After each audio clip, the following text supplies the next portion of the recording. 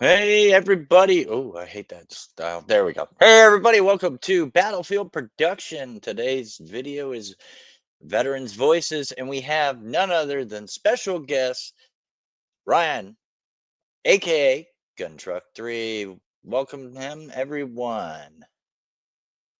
Hey Well, Ryan, hello. David. He's a man of many names. uh, use it as a tag on Facebook mostly. Probably where people might have seen my mug before.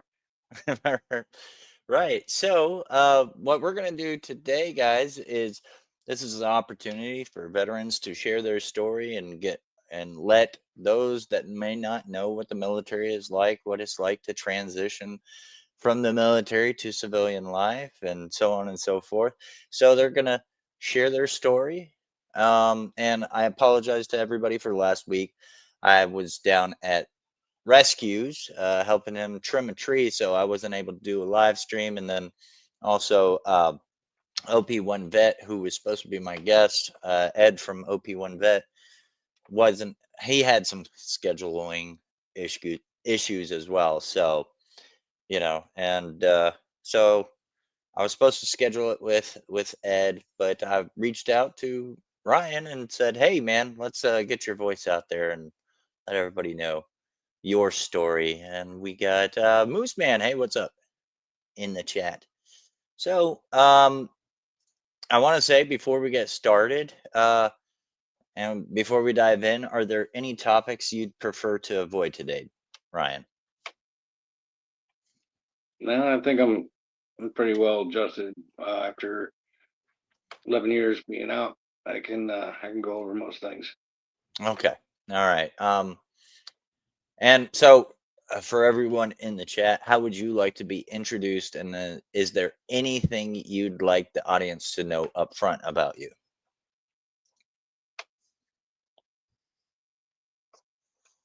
I'm just fine. I think about as normal as anybody else could be, except for we all got PTSD from going to war and things like that. But you know, um, I don't have any qualms about getting into topics that we have to talk about. I mean, I can Okay. pretty much handle any Do you questions. want I don't think there's do you want anything everybody crazy. in the Do you want everybody in the chat to address you as Ryan, David, or Gun Truck 3? Either way, however they're comfortable, Yeah, just just three ways to don't know. call them late for dinner. No, that's right. I gained uh, some pounds after my decade of being out. yeah. Yeah, Uh, but a okay. lot of us do. A lot of us do. Yeah. So, what motivated you to join the military? Well, when I was a kid, I always watched Rambo, and GI Joe and all that stuff when I was young.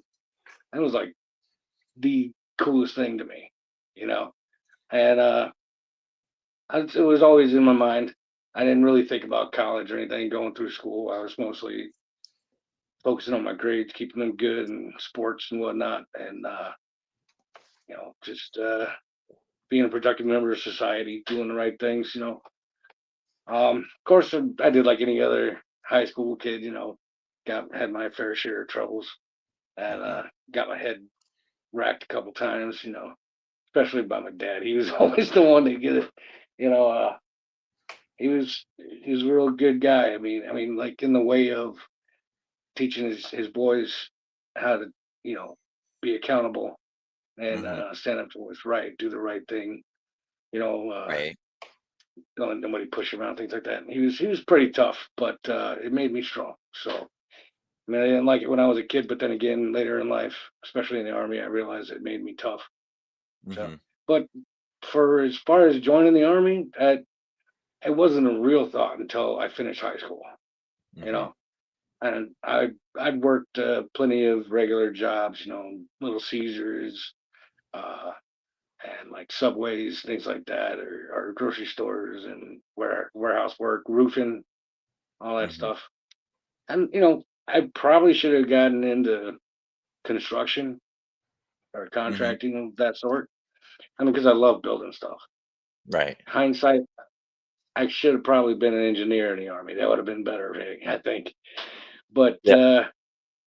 I one day I was like, I was done with the high school and I was working at Big Five Sporting Goods, and I was really good at what I did there. I mean, and I got to an assistant manager position and things like that. But things got crazy when when I was not working, and I'd hang around my cousin and our friends and stuff like that. And one time that we were at a party and it went south, Hmm. and it was up on a hill, and it plateaued out to a cul-de-sac, and there was these developing neighborhoods, but the houses weren't getting structured yet, but they were doing all the sidewalks, the concrete, the asphalt. So all the kids in the town went up there and went partying. And I was up there in my little CRX 4-speed banger. Hmm. Had my stereo system in there, just playing with, everybody else got theirs on, and everybody up there partying. And there's 2 weeks before I, shipped out Hmm. because I had gotten the notion that, okay, I need to do something with my life. And when I had, backing up just a little bit, when I left my dad's house in Michigan and went back to California, uh, I finished high school early because I had so many points from Eastern school. Western Hmm. schools are behind that. So I was sitting there for a while and I was like, you know what? I'll go down and check out the recruiter's office, Hmm. because at one point at that high school I was finishing up at, they did have recruiters come in from Air Force. And I didn't know at the time they were looking for pilots, officers, things like that. And I was Yeah. like, man, these guys' standards are way too high, dude. I don't get grades like that. No way. I was like your B, C student, you know what I mean? Yeah. And anything I could do, I do with my hands and my back, Right. And, I'm smart enough to get along and learn stuff and do stuff. I'm a jack of many trades. I do a lot of stuff. But after I talked to the recruiter, I got on at 17 years old. I got on the delayed entry program. But speeding back up to where that party was, I almost died that night, Mhm. 2 weeks before I shipped out, and that would have been bad because I was on Right. contract. Uh, but I still have the scar here in my jaw, and it was clear to the bone, Hmm. and also the matching 5 other scars on my collarbone here because somebody busted a bottle over my head, and then when I got my sight back, I got back to fighting, and I got another bottle over my head. Mm. And when I could see again after that, because you see stars when you get a thick 40 bottle smashed on your head. Right. And then I saw something coming at me from over here. So I just ducked and reared back. Hopefully he wasn't going to hit me. I thought it was another bottle. Well, it was. It was somebody trying to stab me with the broken bottleneck in the neck. Oh, yeah. And and then after that, it was just blood all down my shirt. And I'm fighting. And my buddy, a friend of mine from Big Five Sporting Goods I was working with, he grabbed me and brought me to my car and said, dude, get out of here. You're bleeding bad. And I was like, all right, okay. So, just fighting my way to my car, got into my car, turned it was already running. So I just hit first gear, turned the wheel, started going. And then by the time I hit second gear, I like felt like I went over a curb or something. Hmm. I was on the middle of the road. So apparently I ran over somebody. But they busted my passenger window in my car with a piece of pipe or something. And then my back window got busted by a cinder block, and they're hitting my car on the way out.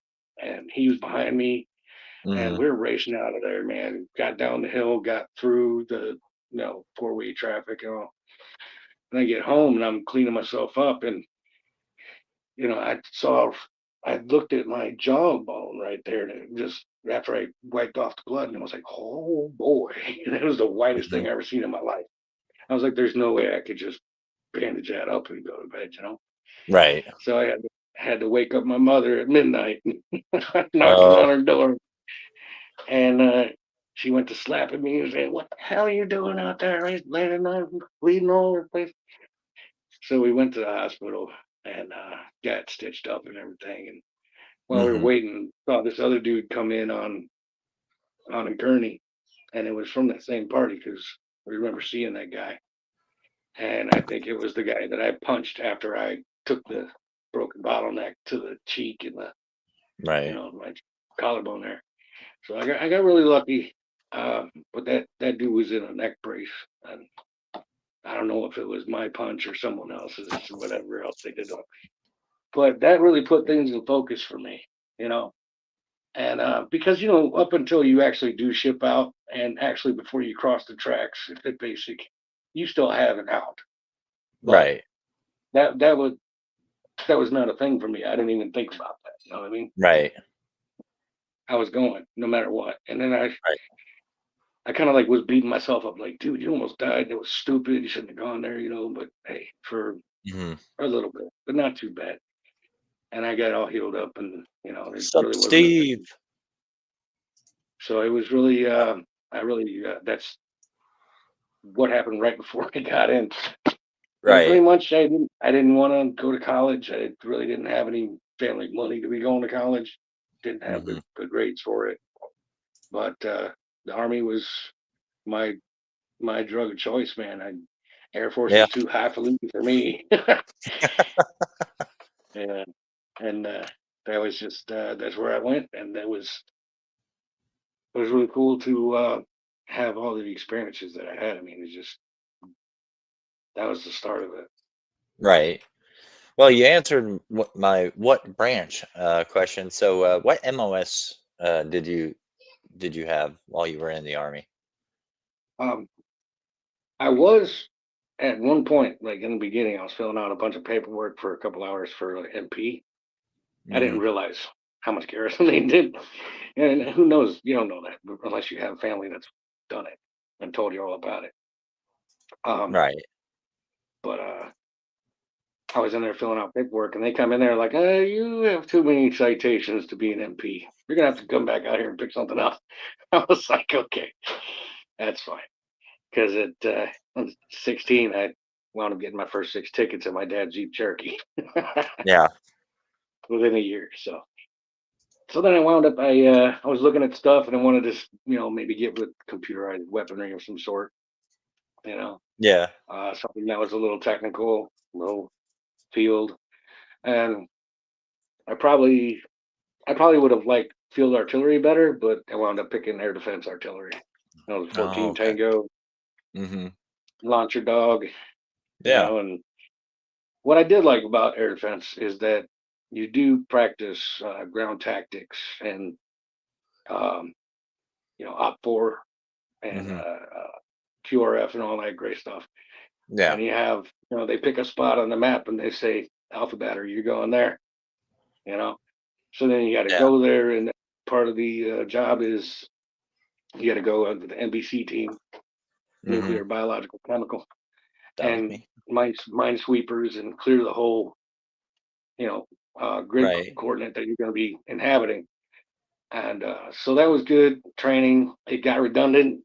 Mop force sucked, like anybody else knows, but you get used to it. And then it was really cool stuff because there's always something else I was learning, especially when I got into the battery maintenance crew, Right. because Right.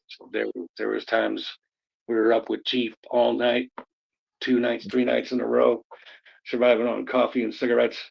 And Yeah. a little bit of chow here and there when you can. Right. But every time you move that radar, man, that radar just breaks, and they Yeah. just they never come up. They couldn't come up with a way to keep those circuit cards from taking the hits that did when they're traveling, because you go over Yeah. rough road, big old Emmets and 5-ton trucks and all that, and all the equipment's right on there like that.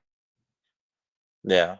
So what was the initial 14 training Tango was experience? definitely it was a good experience. What was the initial training Like experience like? basic. I I loved it.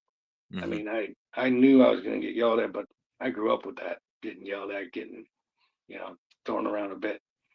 Um, he wasn't a bad like parent, my father, but he was hard. He was tough. Right. He smacked you when you needed it. But in basic, I was like, that's no new. It's not a new thing to me. Mhm. It ain't no big thing. I can hear it. I can take the yelling and whatnot. And Right.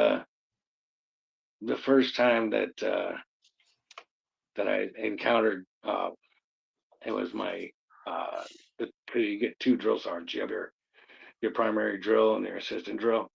Mhm. And my assistant drill was an airborne ranger, and Uh, yeah, he looked and talked like Gary Busey. He was you're no right. taller than me. I'm five Right. foot five, and he's no Right. taller than me. But that dude was tough, man. He was mean. Drill Sergeant Dean, he was awesome. I love that dude.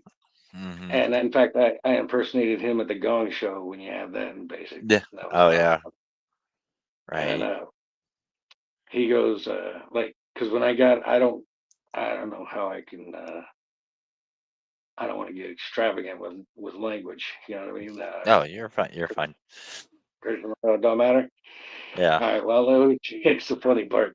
When I first crossed the tracks in the cattle truck, because we all got cattle truck treatment from the what the hell was that reception, and they brought us over the tracks, and then you got the shark attack, and we're all come piling off there, and Mhm.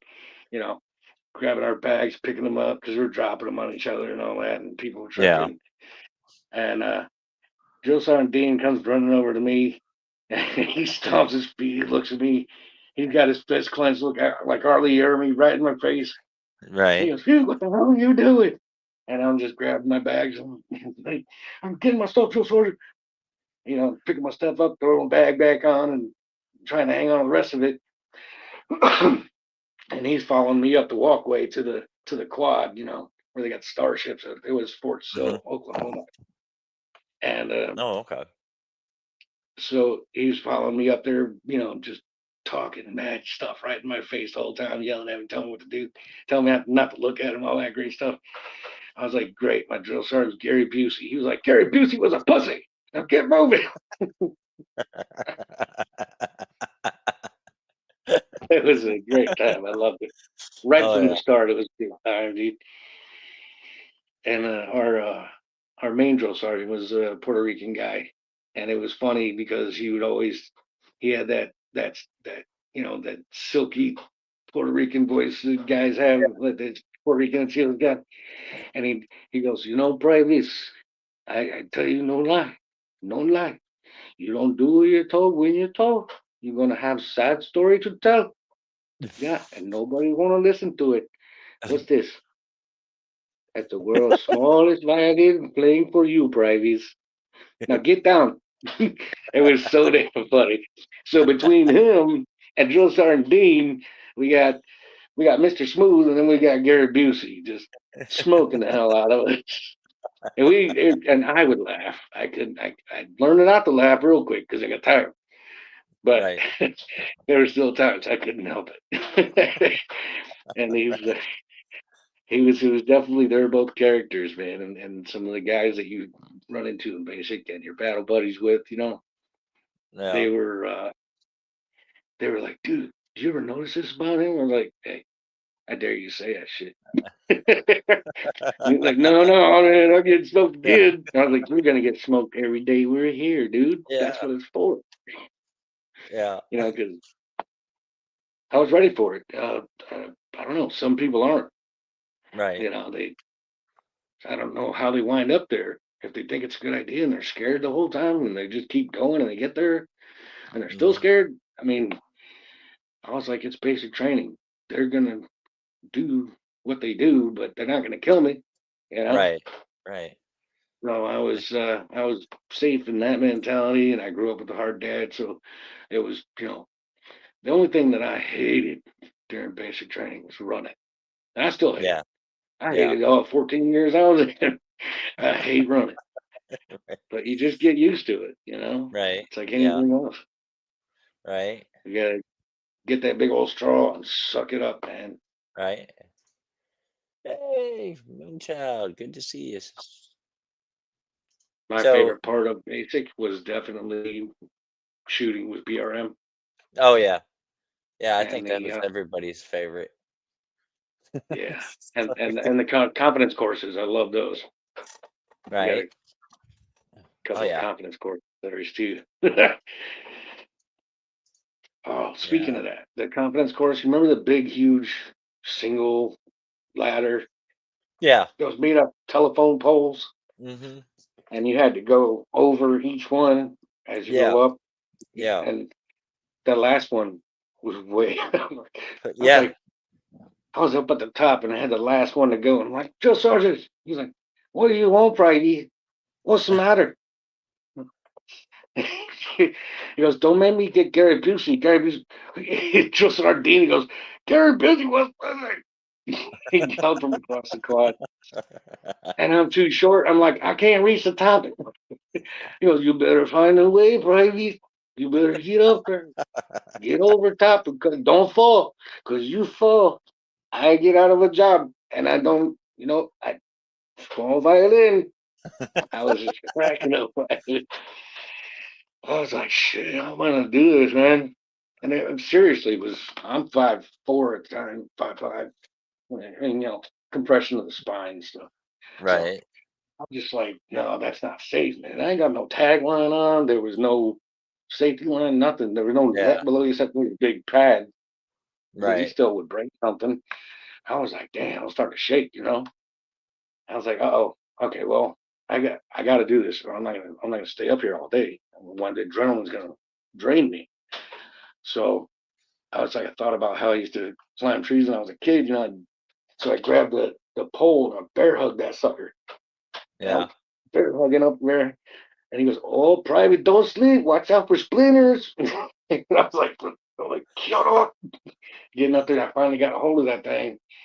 And it was, pure adrenaline that I got to, get myself on there and kick a leg over and roll over top of that and shimmy back down. Yeah.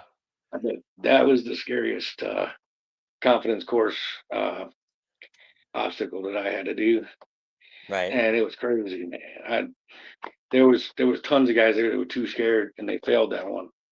Yeah. I had the mentality I'm not gonna fail. I'm gonna do everything I can do, and whatever they throw at me, I'm gonna do it. Right. That was really that was my mentality, and I thank God I didn't fall Yeah. because that would have made me one of those what is that, the medical holdover. I Yeah. didn't want to do that. Yeah. But did So, did you have any holdovers in your basic oh yeah. when you went Yeah.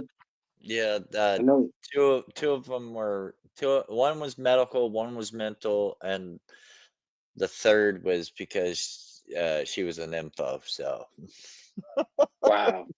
she kept Wow. getting caught having sex Ooh, with soldiers in weird places. So geez. I don't know. I'm glad when I went there to Fort Sill, it was all male. Yeah. And it was after my cycle, they were going to try the integrated, and Hmm. I heard they didn't go too well. So they Yeah. went back to all male. That's Yeah. what I heard some years later. I was at Leonard Wood and it was OSIT training because we had the 88 mics there. We had the MPs were there, chemical operations, which was mine, and Leonard some. Wood is a breeding ground for Yeah. naughty Yeah. kids. Yeah. Yeah. I mean, It is but pretty right outside the base, they had a barber shop that was topless too. You know. barber shop. Yeah, a You barber shop where remember you get a trim and you get a trim. get a trim while you getting some trim? Oh boy. Then Vietnam guys who know what that means. Yeah. That's old school talk. Yeah. That's You remember a place called Chicken Bones? chicken bones. Yeah, that Uh, it was I think so. there Yeah. was one part of it was a bar for pool and Yeah. drinking at the bar, Yes. whatever, darts and all that. You walk out through their little connection there and it's the Yeah. strip club. Yeah. Yeah. That was a hot spot. Yeah. I went there because I had gotten back in, and that's later on in the line here. But Yeah.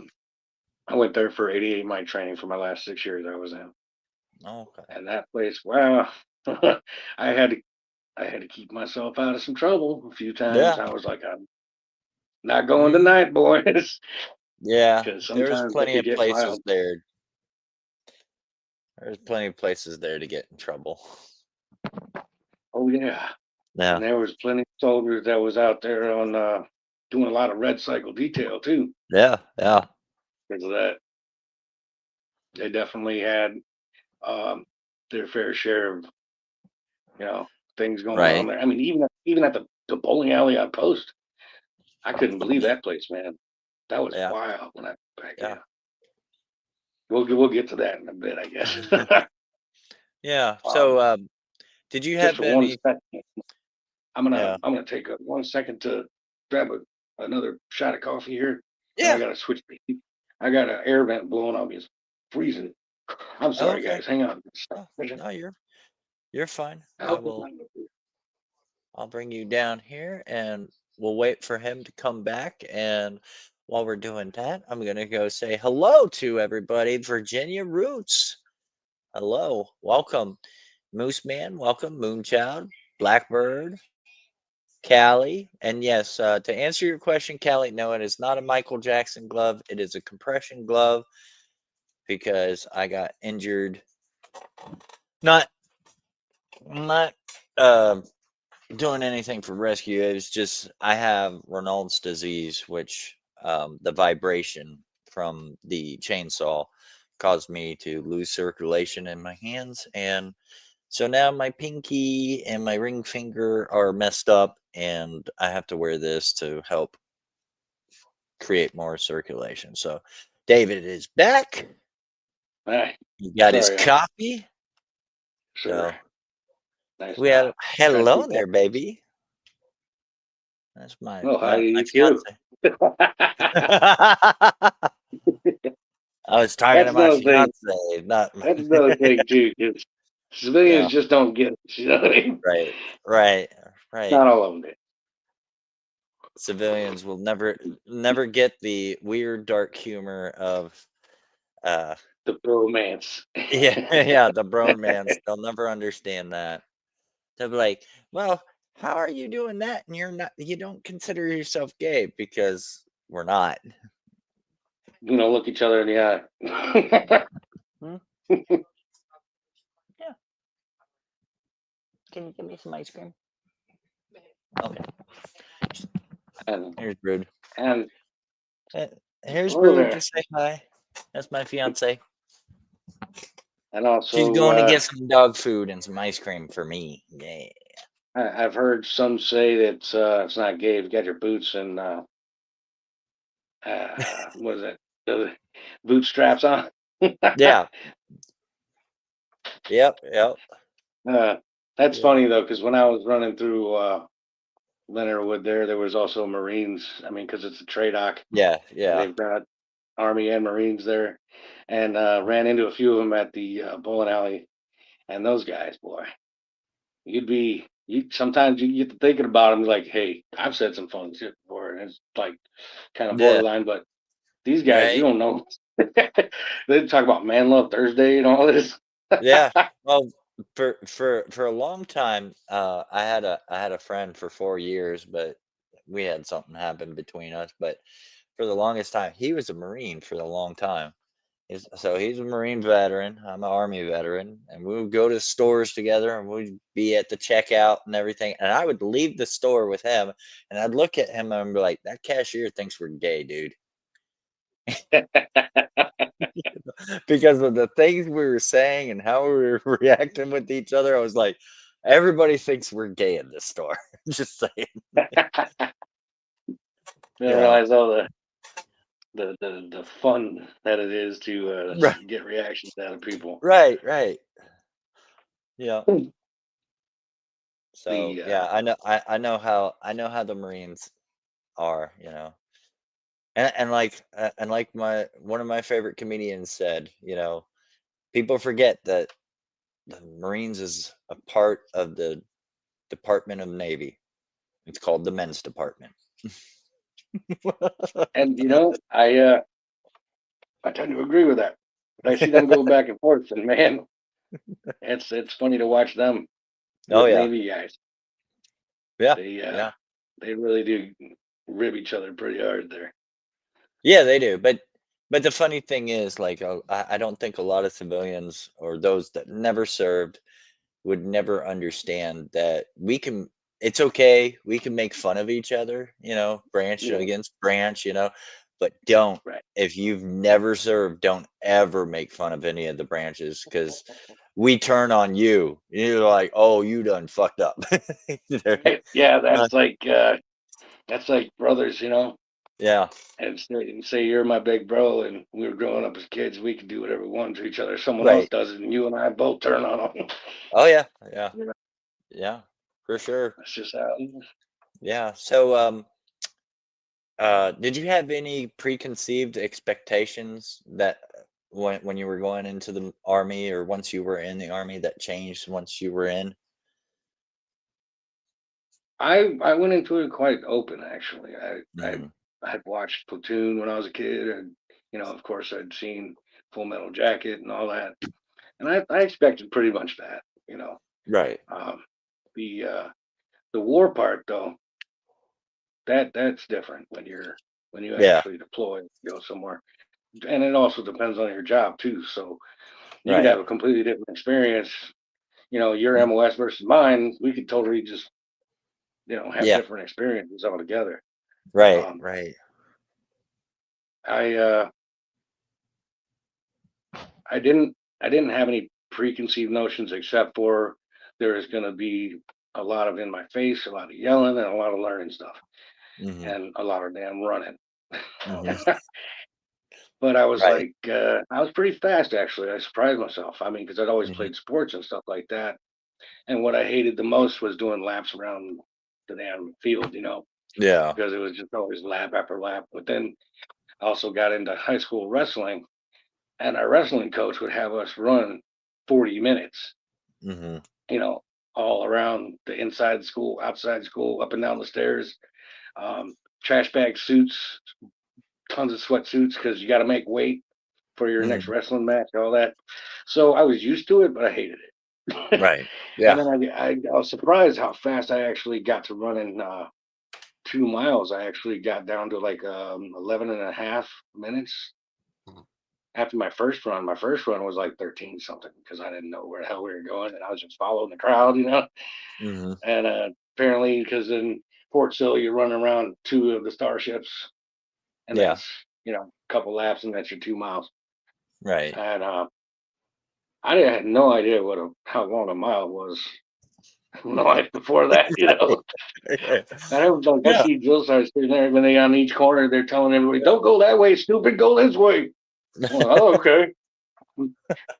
You just took a minute off your time. You better run." Yeah. Shit. Yeah, you didn't you And definitely didn't know how long a mile was, like, a mile when you were driving seems yeah, so short, so short. You're like, right, "Oh, yeah, oh, we gotta whatever. run a mile," and you start running it, and you're like, "When does it end?" Yeah, you're only halfway there. What the hell's halfway? "What? I thought I was already there." You know? Yeah. And yeah, so I was 13 something on my first run, and my drill sergeant, old Gary Busey, drill sergeant Dean, he said, "You better run faster than that. I know you got short legs, but you better move faster." He said, "I Yeah. can run that shit in 9." I was like, "Well, congratulations to you." He's like, "Don't get smart with me." He goes, "I'll make you run with me. I'll drag your ass." I was like, "Okay, okay." So he did run with me the next few times, and he got me down to 11 and a half. I was Yeah. doing 12s for a little bit there, but before I left, I got 11 and a half. Yeah. And what was really cool about that guy, I mean, if I got a chance to see him again today, I sure would. He was a hell of a good guy. I loved him. Mhm. Mhm. He actually helped me get to the level of, distinguished honor grad, along with 19 other folks. 20 of us got distinguished, something, and Yeah. top level of the whole class that went through. And Right. I was like proud, I was amazed. I didn't know I could accomplish that stuff, But I just listened Right. to him, and he took me under his wing and told me he was going to show me the way, and he did, man. I loved it, and I'd never seen him again in my army career, but man, I wish I did. I'd love to see him today. Yeah. Yeah. So, next question, what was a typical day like in your job? After basic was AIT, so then you got to go through that. And for those that don't know, advanced individual training for your job. And I did really well there. I was, again, I was top of my class, which was Mhm. awesome. As far as I know, my score was higher than an E5 transition that was in Mhm. the class.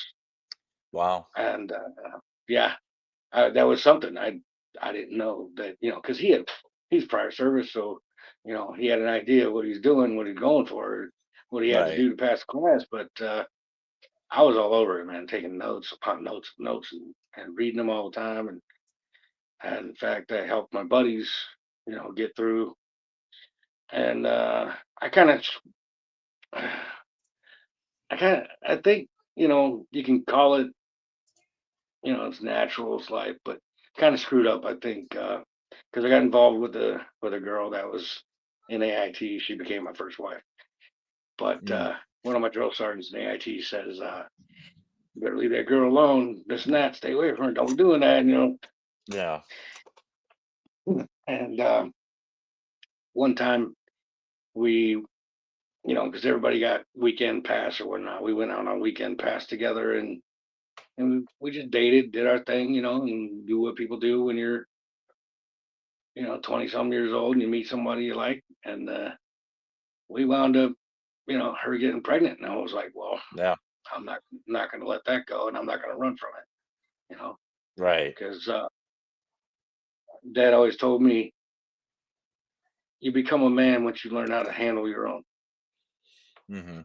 And when you handle your own, then you're a man. And so I really wanted to, live up to that. Mhm. Something that really just resonated with me. And Drill Sergeant Dean, his influence.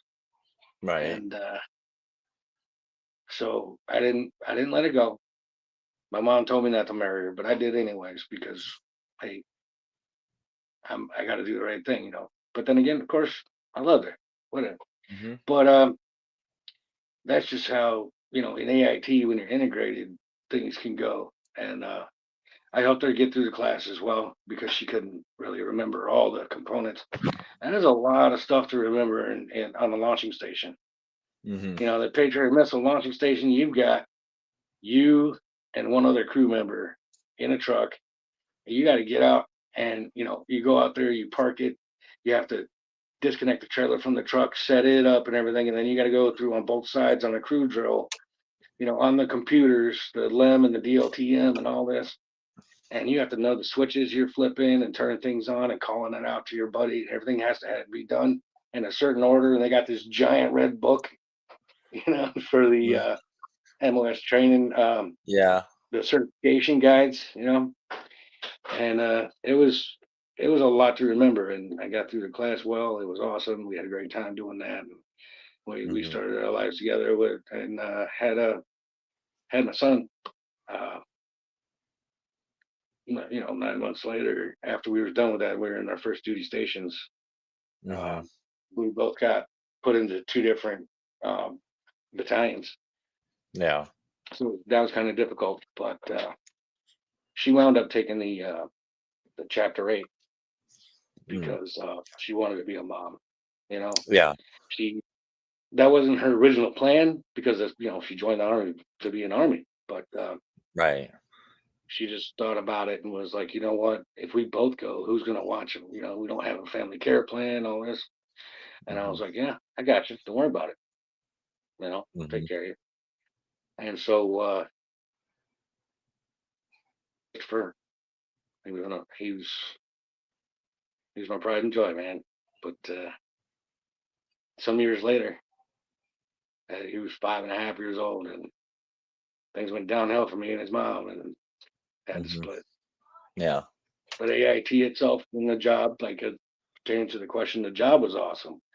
I loved all the crew drills and things like that, and I was definitely one of the more competitive guys to getting faster times than other crew members and everything like that. Mhm.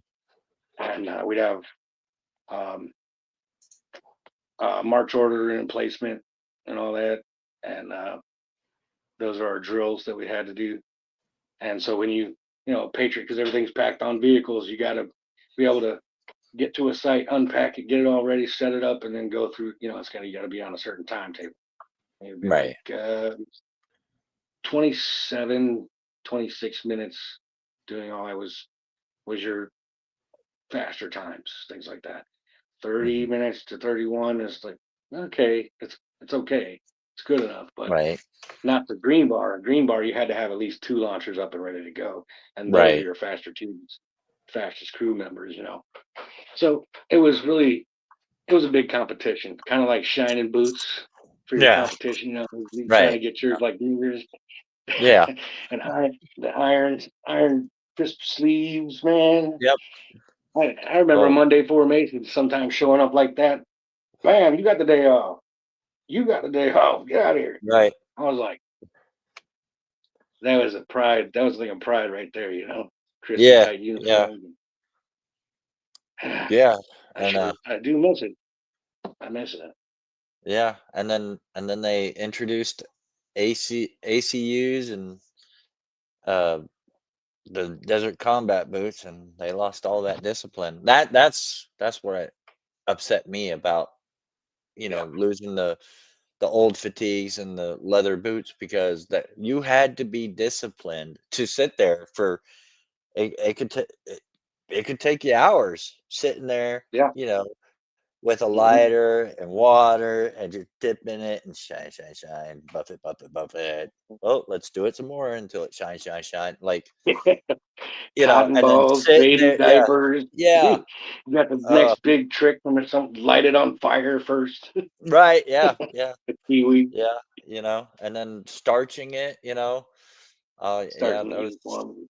yeah, starching it so that, yeah, oh, yeah. I remember Give one me time old BT mat. Putting your cover on that and blocking your yeah, hat. yeah, yeah. Um, I remember, I remember starching one time my pants. I starched it so much that when I opened it up, it could literally stand on its own. You Yeah, know, yeah. it could stand there on its own, like without me Yeah. wearing it. Just, oh, yeah, there you go. We're good. I couldn't believe that when my first platoon sergeant told us that. He goes, "You guys did not. You don't have enough starch on your uniform unless it stands up Right, without you in it." I was like, right, "What the hell? How can you do that shit?" right. The only place Yeah, I knew he could do that was songs. What's the name? Dude down the street with yeah, the machine presser and all that. Remember right. taking a uniform to the cleaner guys and Yeah, yeah, having them starch them. right. But then after that, I was like, man, I need to save some money, dude. So I got with what was that starch? What do they call that? Oh, the one big can, the best kind of starch you can get. Oh, yeah. Oh, what was it? Stay I float. can't remember. Yeah, yeah. That stuff. That was fantastic. But once you learn how to use it right, you know, Right, yeah, yeah, let it so soak in just a little bit before you go, because you get the right. crusty flakes if you don't.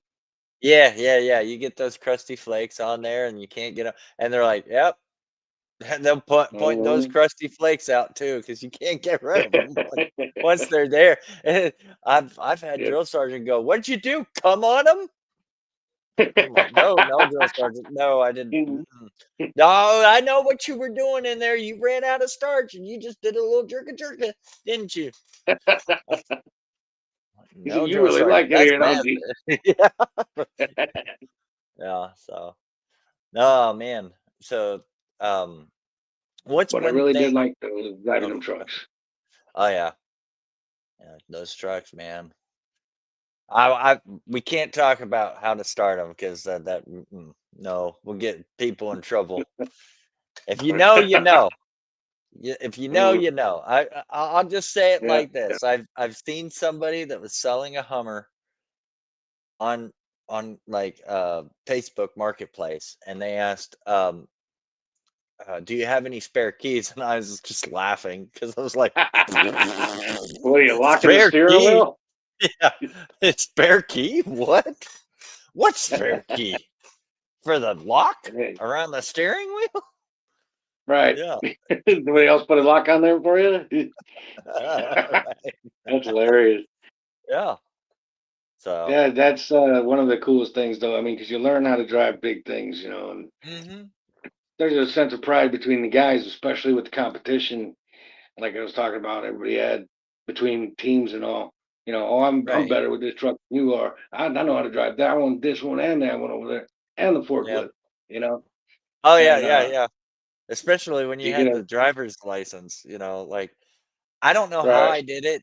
I don't know how I did it, but I had every piece of equipment in the military. I'm like, I don't know how to drive a Bradley or a M1, but That's I have it on my license. Why? oh Why do I yeah, have it? Because, and what they told me was another a sergeant first class that was a 74 Delta chemical. I said is because we can go with any unit, and sometimes they might need us to drive their vehicles. And I was like, well, they better teach me. Why is it on my license? I'm gonna get in there and go, I don't know what to do. You got a right. Hummer, you got a, LMTV, Somebody, you got a Gate I could drive. somebody grab me a PFC and show me what this is. Right. Well, somebody Just show got me two that. sticks. Yeah. Where's the That, wheel? yeah. So, Yeah, I can imagine. That's oh, what's up, the Rocksteady? only the only thing that I didn't drive. I mean, I actually when I first got in, and it was '98 when I went in. They Mhm. still had deuce and a halves, Yeah. but and I had learned how to drive a stick before that.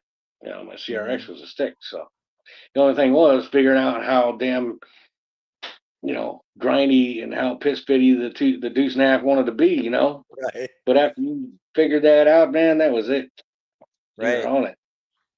And a few years later, they got rid of them. But Yeah. being a 14 Tango, my first job was a lot like being an 88 Mike because Right. you do drive large vehicles and you're mobile like that. So Shh, the that's mama. Hold on. thing about it is you learn how to drive these large trucks and with a buddy and using your mirrors and everything. And a lot of that does lead into military folks running out and after they're done getting out and going being truckers, and that's Yeah. cool. I like yourself and another few buddies of mine, they were Yeah. truckers, and I was like, you know what? I tried to do that when I got out, when it was my time, but they weren't changing over military licenses anymore. They made you go through truck Hmm. driving school. Yeah. I was like, what? I could drive that truck better than that guy in it right now. Right. you know, Yeah. and it was like it was a bummer because I thought, hey, I could just take my military duty, whatever that form was, I forget, show them all these big old vehicles with 2.5 tons, 5 tons, 6 tons, 10-ton trucks, all this Mhm. stuff on there, eight-wheel vehicles. But they're like, Right. nah, we can't take that now. I'm like, ah, great. Now you don't do it. They did it in Yeah. 14 years, but no, it's okay. Yeah. Yeah. So that brings me into this question. Were the skills or habits you learned, um, do you still use them today? Oh yeah, yeah. Especially driving and Hmm. driving with the trailer on, But especially, it's how to look out for idiots on the road for sure, because keeping your distance is the first thing you want to do, and that's the Right. main thing you want to do in the military, anyways. Right. And all the driving we did do, I mean, I thought I was an 88 Mike doing the 14 Tango job because Right. we go out on field problems and we roll around that desert out there at Fort Bliss, Hmm. El Paso, Texas, Hmm. just north of Fort Bliss. It's all developed now, but before that, it was all desert. We would Yeah. drive for hours out there, hours and hours, Right. nighttime and all that, and blackout drive and everything. And there's Hmm. nothing more difficult to learn how to do than blackout drive. Right. Right. Is start out there in the dirt. I mean, you can do it on pavement all day, but getting out there in the actual sandbox and doing that's something a skill to be learned, and it was really cool. You know, Right. um, And then when we did that shit down range, man. That was Yeah. scary Yeah. because you don't see nothing but those little red lights, and Right. something goes off. There's sand and dust everywhere, and you don't know if you're still going straight or turned or what the hell's going on. There's a crater in front of you. Right. That's a Right. hell of an Which experience. which what's up, Cursed? What's up, buddy? Um yeah, that when you said that, that reminded me. I was ever since I got my driver's license at I got my learner's permit at 16, my driver's license at 18. From 18 to age of 41, I've had only one accident, and um that was I was pulling a trailer with an SUV. The roads were wet. I was coming up a hill in a curve, and a deer jumped out right in front, and I went and tapped the brake, and I was done because the momentum of the Man, trailer was like 12 foot long, and jeez. heavy, and the momentum carried it. So, but I didn't go. I was over here. There was like a drop off, and I stopped right before the drop off. But Ooh. you know, um, that's a good point. Like I've not had other than that, I've not had any accidents. Like you almost have that situational awareness where you're like, okay, this guy's doing something strange here. Let me back off. You know, and Right. I Yeah. yeah.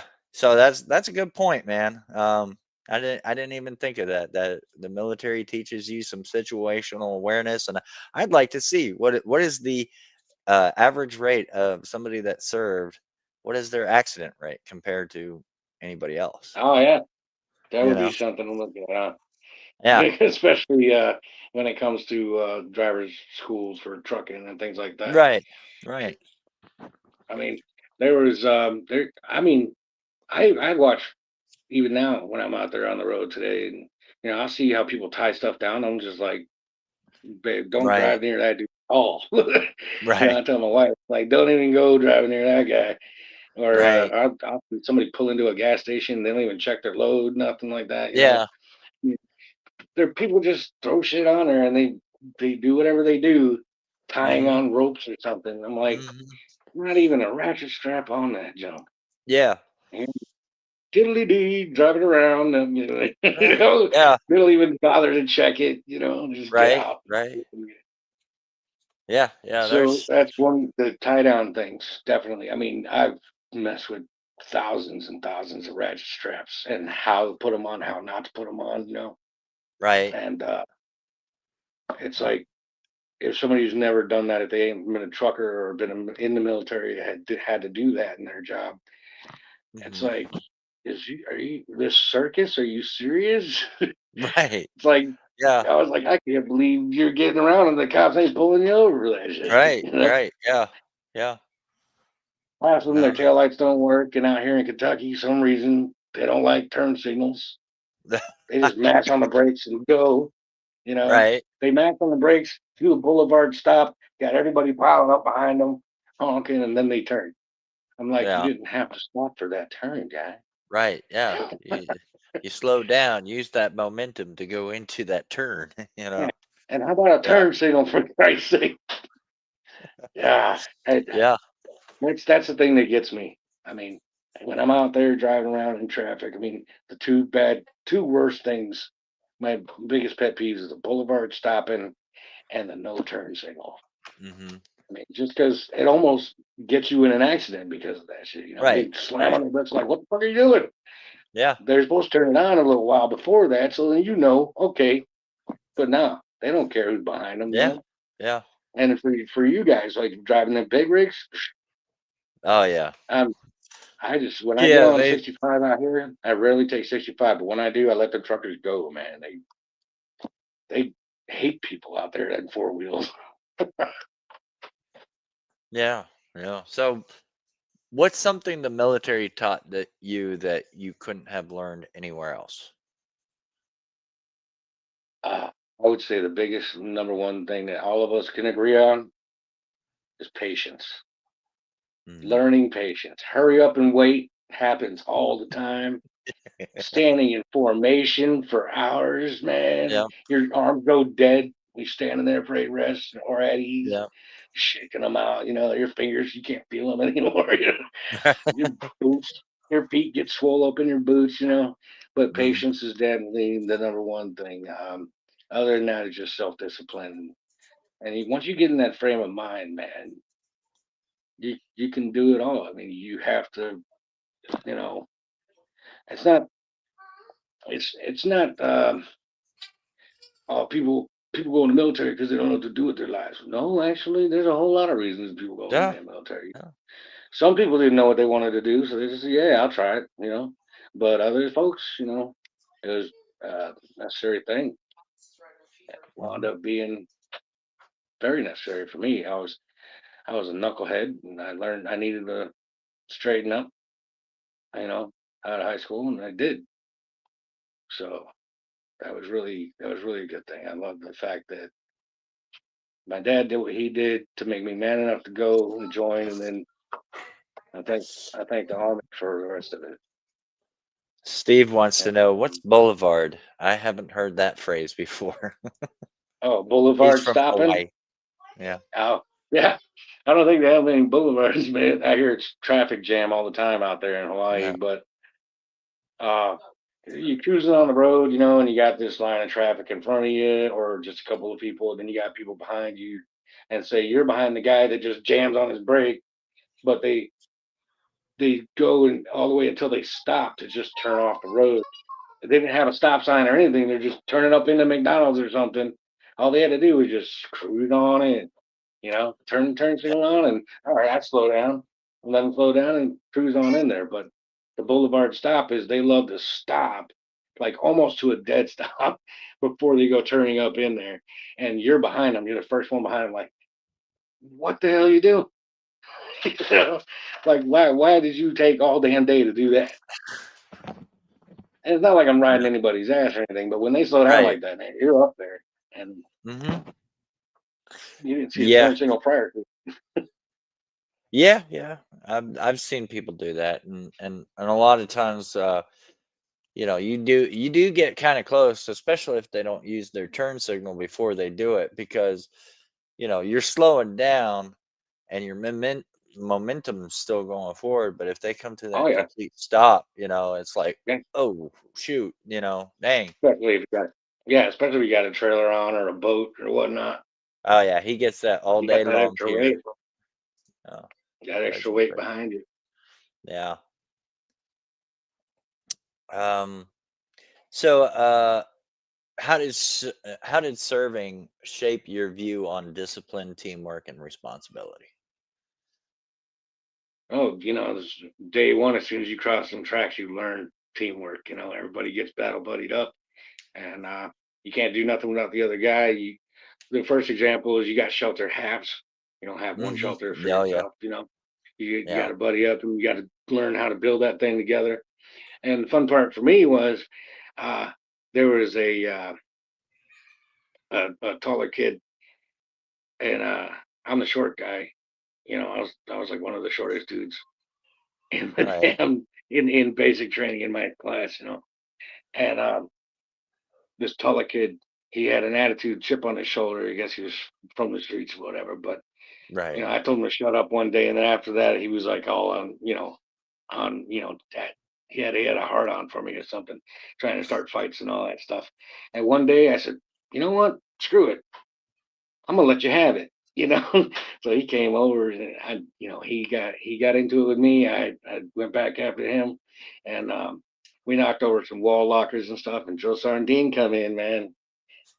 He whooped both our asses. We got wall to wall counseling, and Hmm. it was actually uh, it was scary, but it was fun at the same time because he told me, he said, "You better fucking fight back. Don't you be a pussy." I was like, all right. So I tried, and of course, him being an airborne ranger, he had me. Hmm. But taught me a really good lesson there that day, and also him. So they Right. made us battle buddies because, of course, we were not friends. We had an altercation, we went out to we actually did that 20-mile ruck march out to the last field problem, and they made us battle buddies for that time, you know. And so Hmm. me and him had to have our shelter halves together, and it was storming, raining. We had to dig a trench around and stuff, and Yeah. he wouldn't cooperate half the way, and we almost got into it again out there. I says, look, we either do this right and get it done with, or he's gonna be back up our ass and he's gonna whoop us again, you know. Hmm. And it was a real good lesson for both of us, and we wound up being Right. friends afterwards, you know. Right. It's kind of Right. like that high school rivalry you have, and then you wind up Yeah. duking it out, and after that, you're like, you know what? Why don't we be friends? It's better Yeah. that way, you know. Yeah. That was True. oh yeah. What I loved about baseball, my favorite part was that I hated rucking with it, but shooting that thing at the range, ugh. Joe Sardine gave me the M60, man. I was the Oh smallest yeah. dude. He was like, here, slammed in my chest. I was like, oh, you're carrying this. I was like, yeah. Yeah. Half mile later, oh Oh yeah. no. Yeah. Carry that at Yeah. the ready. He better shoot that at the ready. Don't put it on your shoulder. I was like, oh Yeah. God. They did me with the 249. Yeah. Yeah. 249s are yeah, you know what? They're a I little had bit my share of that too. they're a little bit lighter than the 240, but still heavy. Uh, The good thing is they weren't as long because Yeah. that M60 boy, you'd smack everything with that just a Yeah. little bit, Yeah. you know, and running with it. Wow. Ah, but my good old buddy that we wound up being friends on that ruck march. He was my ammo guy, so Oh, he was sucking rocks too, carried all that damn ammo. right. Right. Yeah. That was a Yeah. whole lot of fun. So, here's a good question for you. What leadership qualities did you admire most in others? I know you talked Yeah. about Drill Sergeant Dean. So, Mm. anybody else that had good leadership qualities? Yeah, definitely. I had, just like anybody else that's gone through, you have your good NCOs and then you have your bad NCOs. They're not that it's not that they're bad or they're some of them are. There is toxic leadership, and it Yeah. happens anywhere, Mhm. even in the civilian world. Mhm. There's toxic bosses and managers and stuff. But you gotta, I learned from one of my other favorite NCOs. He was Sergeant First Class Forney, really tall guy from Georgia. He'd talk, with that Georgian slang, and he'd tell me, "Hey, you gotta rise above it. You gotta rise Mhm. above that. You can't let nobody get you down. You know." Mhm. He taught me a few things about character and taking the good with the bad and learning how to deal with those toxic types. You know, Mhm. but that's what it become later. When I was an NCO, I would teach my soldiers. Um, I was the mentoring type because Right. that's what I took from Drill Sergeant Dean, Sergeant Forney, and then other NCOs. And one of my another guy, he was a specialist, and this guy, he should have been a sergeant like the day he got in. I looked up to him a lot. Specialist Quintana. That guy was my first team leader, so to speak, first squad leaders and assistant squad leader. Mhm. And he taught me how to laugh stuff off. Mhm. And it's a lot of times because when you first get in there, I mean, from basic, you get serious. You learn how to be serious about stuff, and then going through AIT, you're kind of like, in between that Right. and high school. and then Yeah. later on in your first unit, you don't know how to be because you're just like you're the new kid on the block, and it's Mhm. you got to learn how people are and who's who and how to watch your six and who to hang out with, who not to. That Right. was a big thing. You got to learn not to be around the knuckleheads or the negative people that negativity in a group can bring you down, man. Mhm. That's like Oh yeah. the worst. worst thing to get involved with if you let that shit get in your head. Right. And sometimes in some units it did. It got in my head, man. And I was feeling down sometimes in some of my units, and I was just like, there's only a select few people I wanted to be around, and everybody else Mhm. is like, screw them. Yeah. And like, Yeah. um, but the leaders, the good leaders that took you aside, taught you stuff, even if they were yelling at you or smoking you.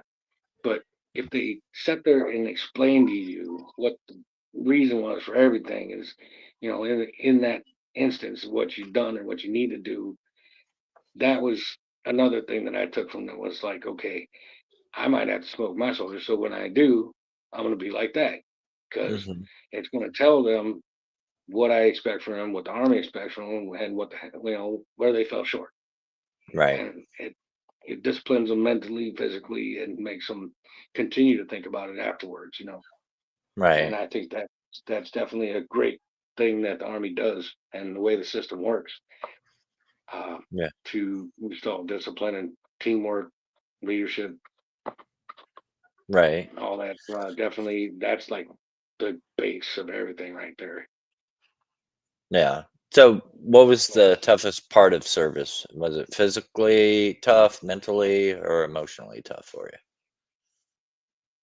There was a mixture of each, and it depended on the unit you were in, where Mhm. you're stationed, the Mhm. people that are in that unit.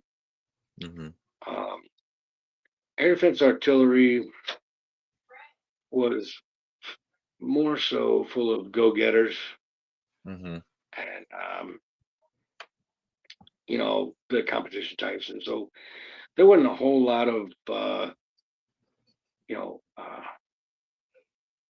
I don't know, feeling bad about where you were or the people you were with, but sometimes you get around certain people and it was just like, man, this sucks.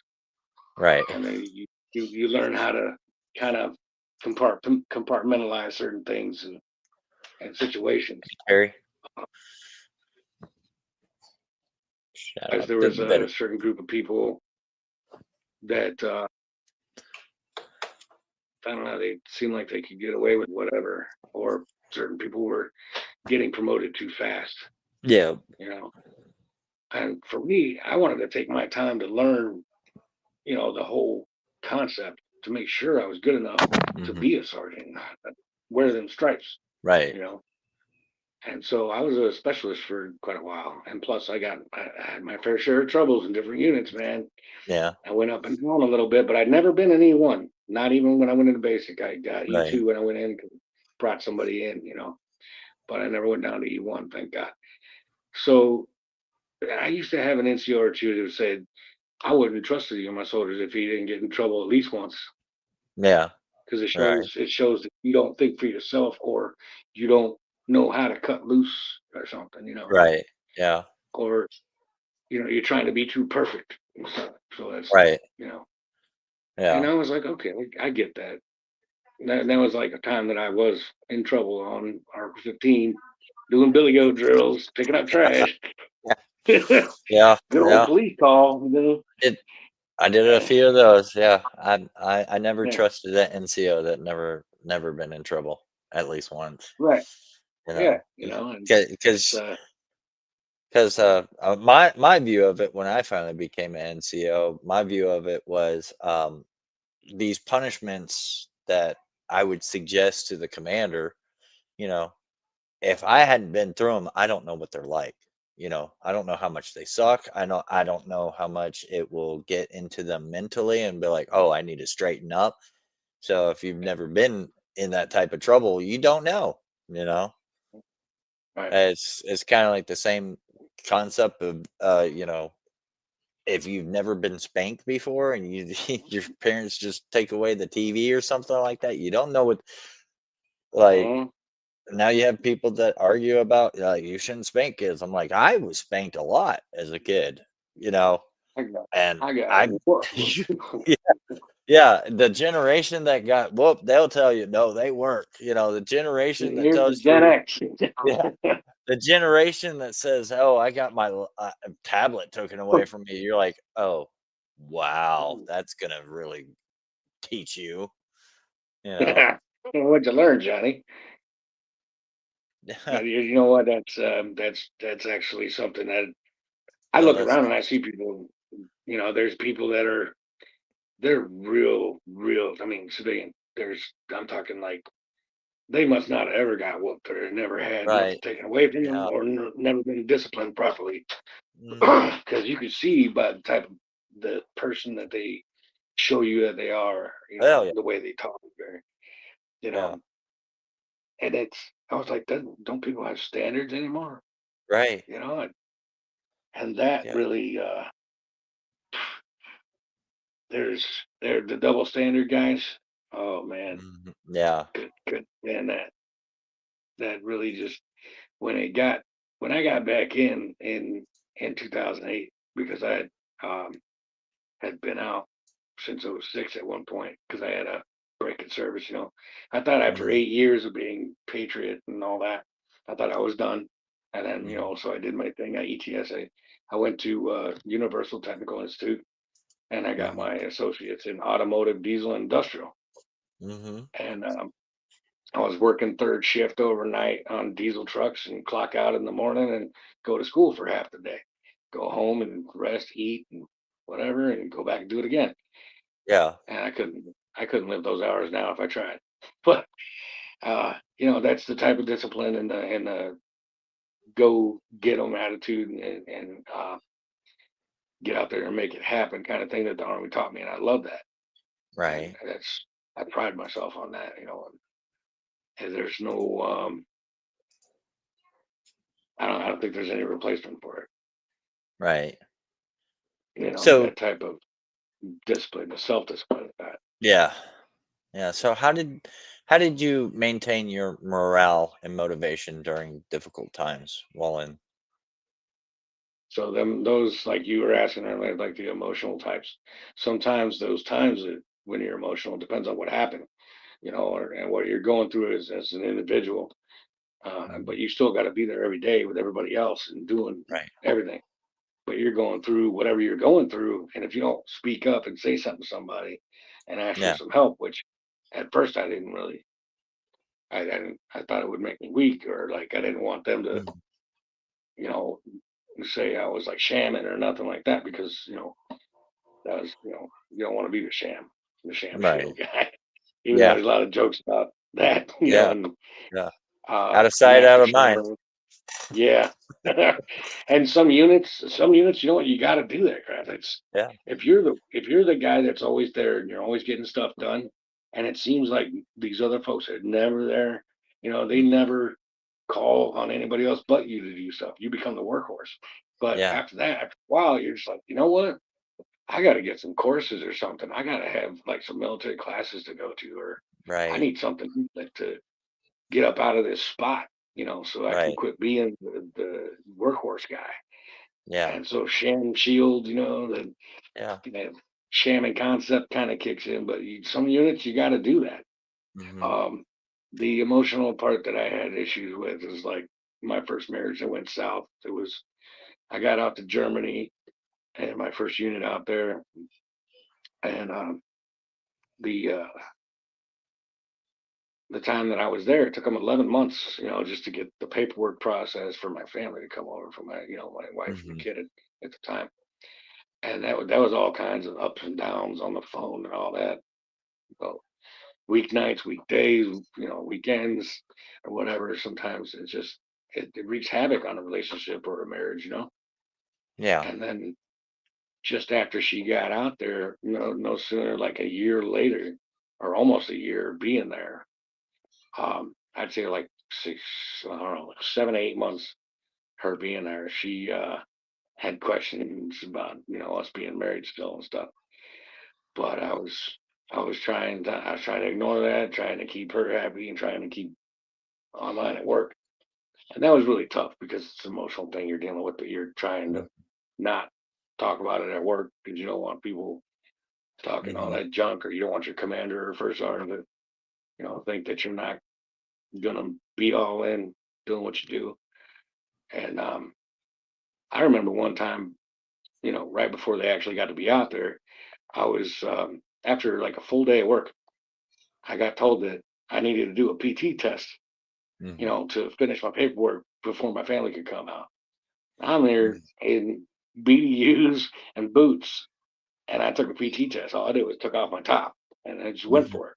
Ran in my Yeah. boots, you know, and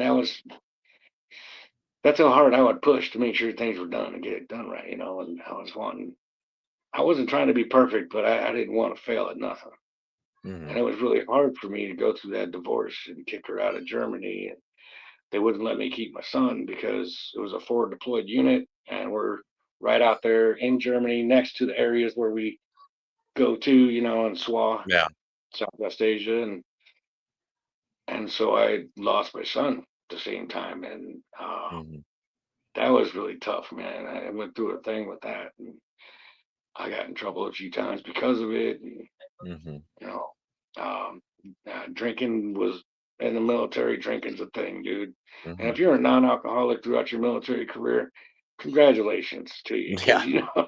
that is. I mean, all we do is work hard, we play hard. Right. I remember being in formation, still tipsy from being out doing stuff, barbecuing, whatever.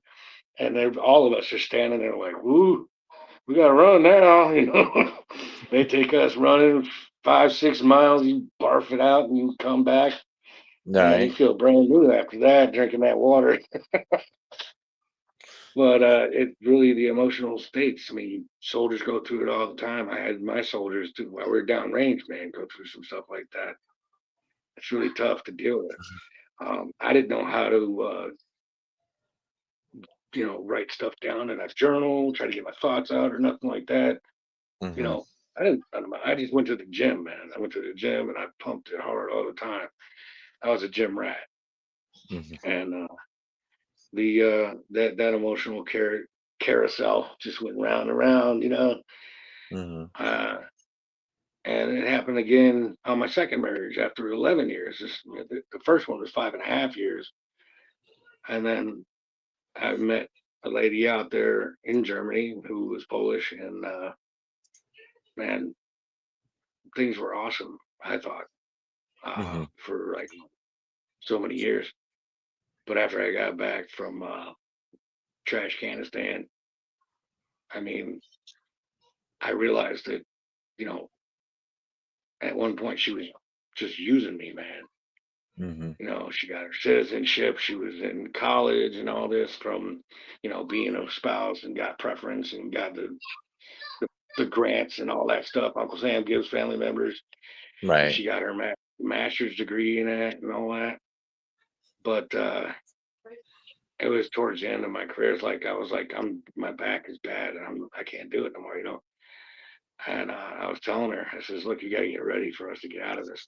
She really, really got used to that blanket, Mhm. that security blanket, Right. and and then like she would stop watching movies, would be stop being on the couch, stop interacting. She'd always be over on the computer, on her phone with whoever.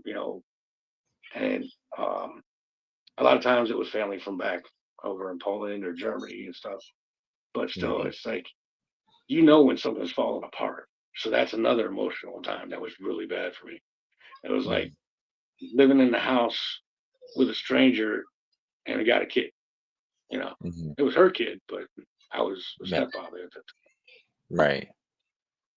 time, and that is uh, such a bad memory. But I mean, you know what? God puts people in your life to teach you things. Mhm. You know, and for them to learn from you. And you really, if you don't pay attention to that, or if you don't come, I don't know, to the point where you realize that, it's going to be a lot of frustration, a lot of anger, a lot of pain. And I went through a lot of it in 14 years, and all the different units I was in. I was in some units that I loved. I was in some units that I hated. Mhm. Uh, there's times where I didn't even want to go because you're around the people every day in and day out. The Mhm. same people, and with certain toxic people, whether they are same rank as you, lower ranks, or if they're higher. either Right. direct leadership or not. You know, if you have your platoon sergeant or whoever, if one of just any of them people get around you, and it's you just you hate being there. You hate being around them all Mhm. the time and stuff like that. Mhm. And I did fall into a bad mood at some places like that, but I realized that I needed to pull myself out of it because it was just killing my career. Mhm. You know, um, at one point there's when I had to go back in after UTI because I thought I was done with the military. You know, after Mhm. 8 years I did. You know, and I went and I got my associate degree and I was working on trucks and but then of course the recession hit. That's when Obama tried to flush our country down the toilet, and I realized I got to go back in. So I Mhm. did. Uh, started off back in Germany. It was my second time in Germany. Man, I love Germany. It was awesome. Had a great time Yeah. there. A lot of great. Had some bad times there too. You know. Yeah.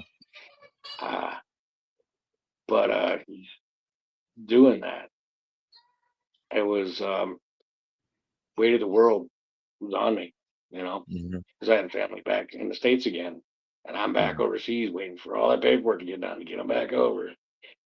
And Mhm. her citizenship, she was doing that, and then she got it, and then all the paperwork can come back, and had some up and down there.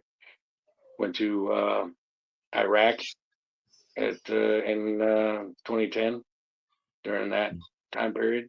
Mhm. That was a cool experience because I had my associate's degree in the automotive diesel industrial.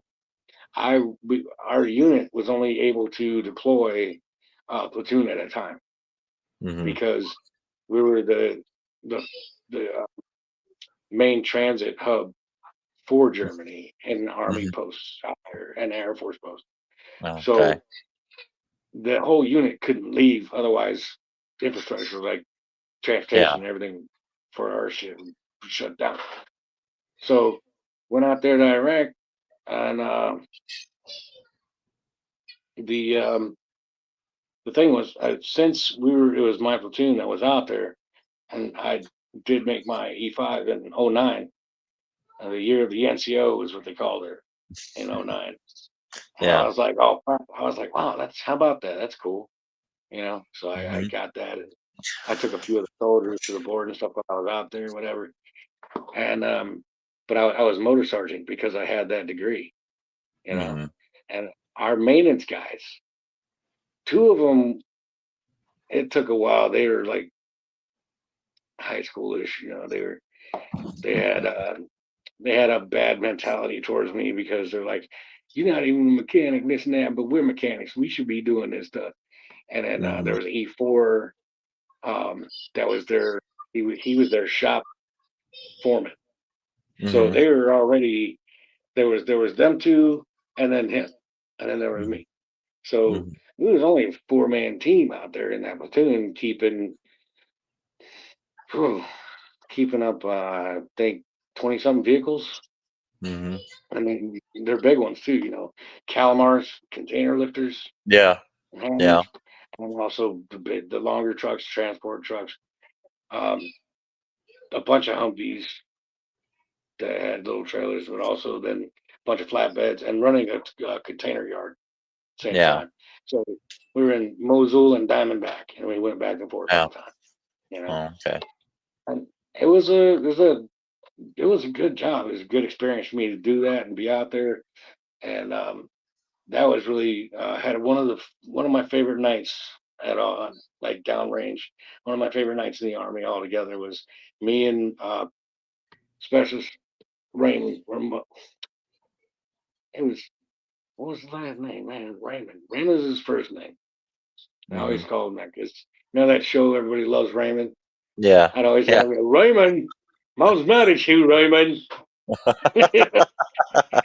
Yeah, he was awesome. So me and him got tasked by our platoon sergeant because the Calamar broke the chain that goes Mhm. from side to side, makes it Mhm. go out to 40 feet back to 20. You know, Yeah. the motors on it were bad. So we needed that Calamar too because the other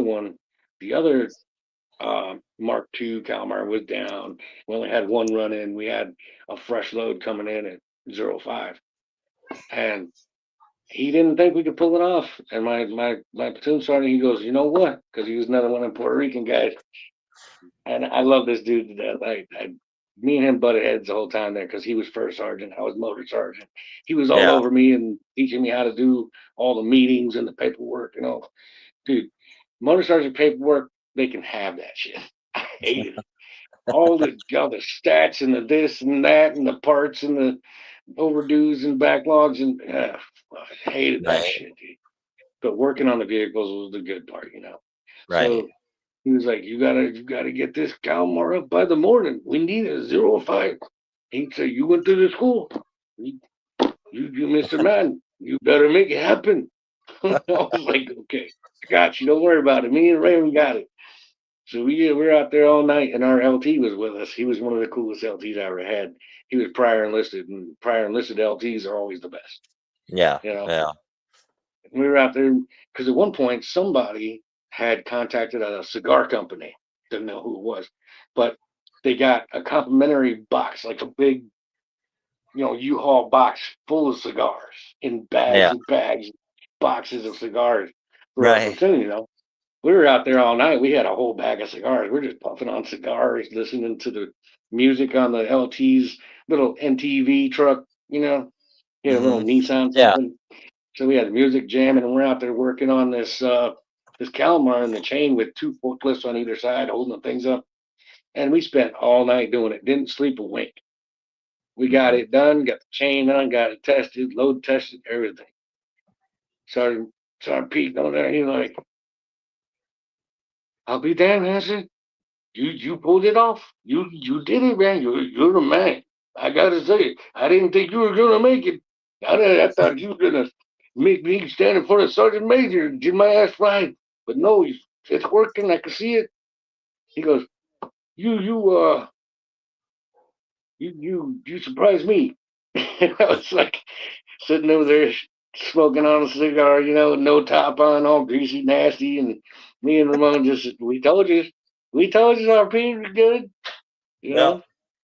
I miss that guy. He was a good guy, and that really was a key moment that needed to happen while we were down there in Iraq because the load that came in that day, it was 85 trucks full of Wow. containers, ash and trash, vehicles, medical supplies, all the whole nine, man. Yeah. So once you, I mean, once you learn how to just get into a position like that, and whether you do good or you do mediocre or you fail at something, you never really fail unless you quit. You Hmm. know. Yeah. So a lot of people got to understand that you're not a failure unless you quit. Quit trying. Yeah. Or if you don't even try. Yeah, not even trying at all. Yeah. Not even That's trying at all. You already and failed. and I used to think about it. I was like, I never got the shot to go to you know um, Ranger School or whatnot, or say air assault stuff like that. Hmm. But now, I mean, I'm glad that I didn't jump out of planes. My knees would be shot too. you know, I mean, I got some Yeah. bad discs in my back. I can't run. I can't ruck no more. But I Hmm. mean, dude, that would be. I've run into a lot of airborne guys. Their knees are just Yeah. shot, man, or they And you got. probably would be about 5'2" now. Just saying. Yeah, probably would. All my discs would be way worse than there, I guess. Right. Yeah, Yeah. that's true, man. Because you lose about an inch. I used to be 6'1", and now I'm 6 foot Yeah, even. Yeah. yeah. Just Because jumping like I out of said, I a went in. perfectly I good went in airplane. at 5'5". Yeah, I Yeah. went in at 5'5", and I came out 5'4". Yeah, you'd be even shorter if you jumped out of a plane. Oh my god, I probably would. You know Yeah. what? Also, my luck, I probably would have been one of those guys like I'd break a femur or something, or maybe my shin bone would shoot up through my shoulder and shit. God. Yeah. I don't know. Right. Not all Right. of them So have a glorious time. no, no. So for others who served, how can we be more supportive and understanding towards each other? Yeah. Uh, Things that a lot of people that it's hard to get your head around it unless it's happened to you. Um, Mhm. Both civilian and military. Uh, when you lose friends, you know, Mhm. I lost two of my best buddies out there in Afghanistan, and it's really still hard for me to forgive the people that made that call. Mhm.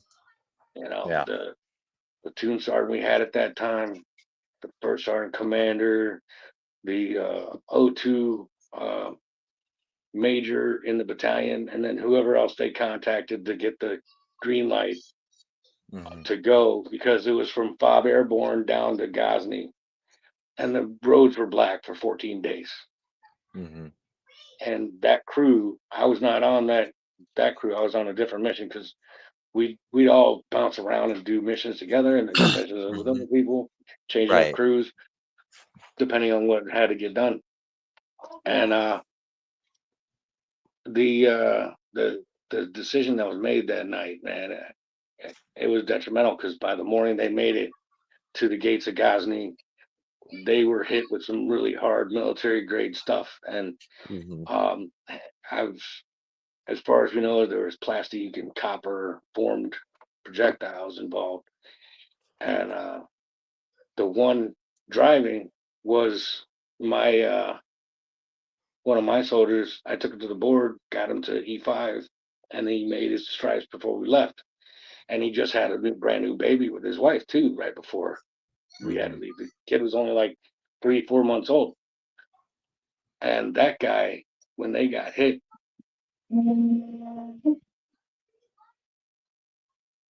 wife was calling.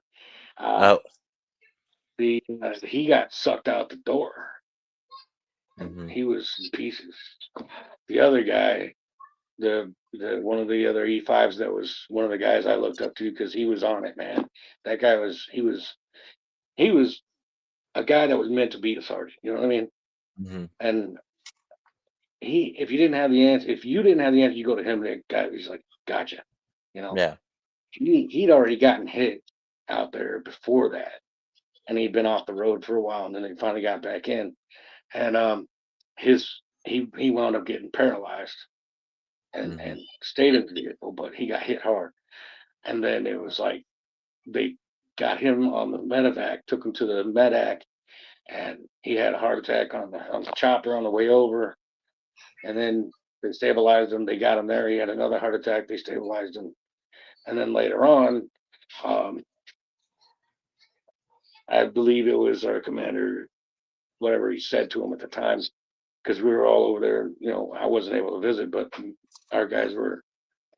Um, a bunch of our guys was there. I was on duty at the motor pool, so I couldn't go. But the the whole group of guys was all over there with him and telling him he was okay. You know, he kept asking about um, Rodriguez, or Rodriguez was asking about Reyes, and there was like they're working on him. You know, they didn't want to tell him the truth because it would kill him. You know, and literally it did because the commander told everybody to get out. He got there. He was talking to him, and it came up. He asked him, and then he said he didn't make it. He had another heart attack right there on the spot.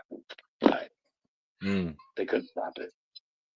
Yeah. So it was really rough, man, and that's a hard thing to actually, to process. Why you're still out there? You still got time to do out there. You know, Mhm. you got to keep going. You have to put it away.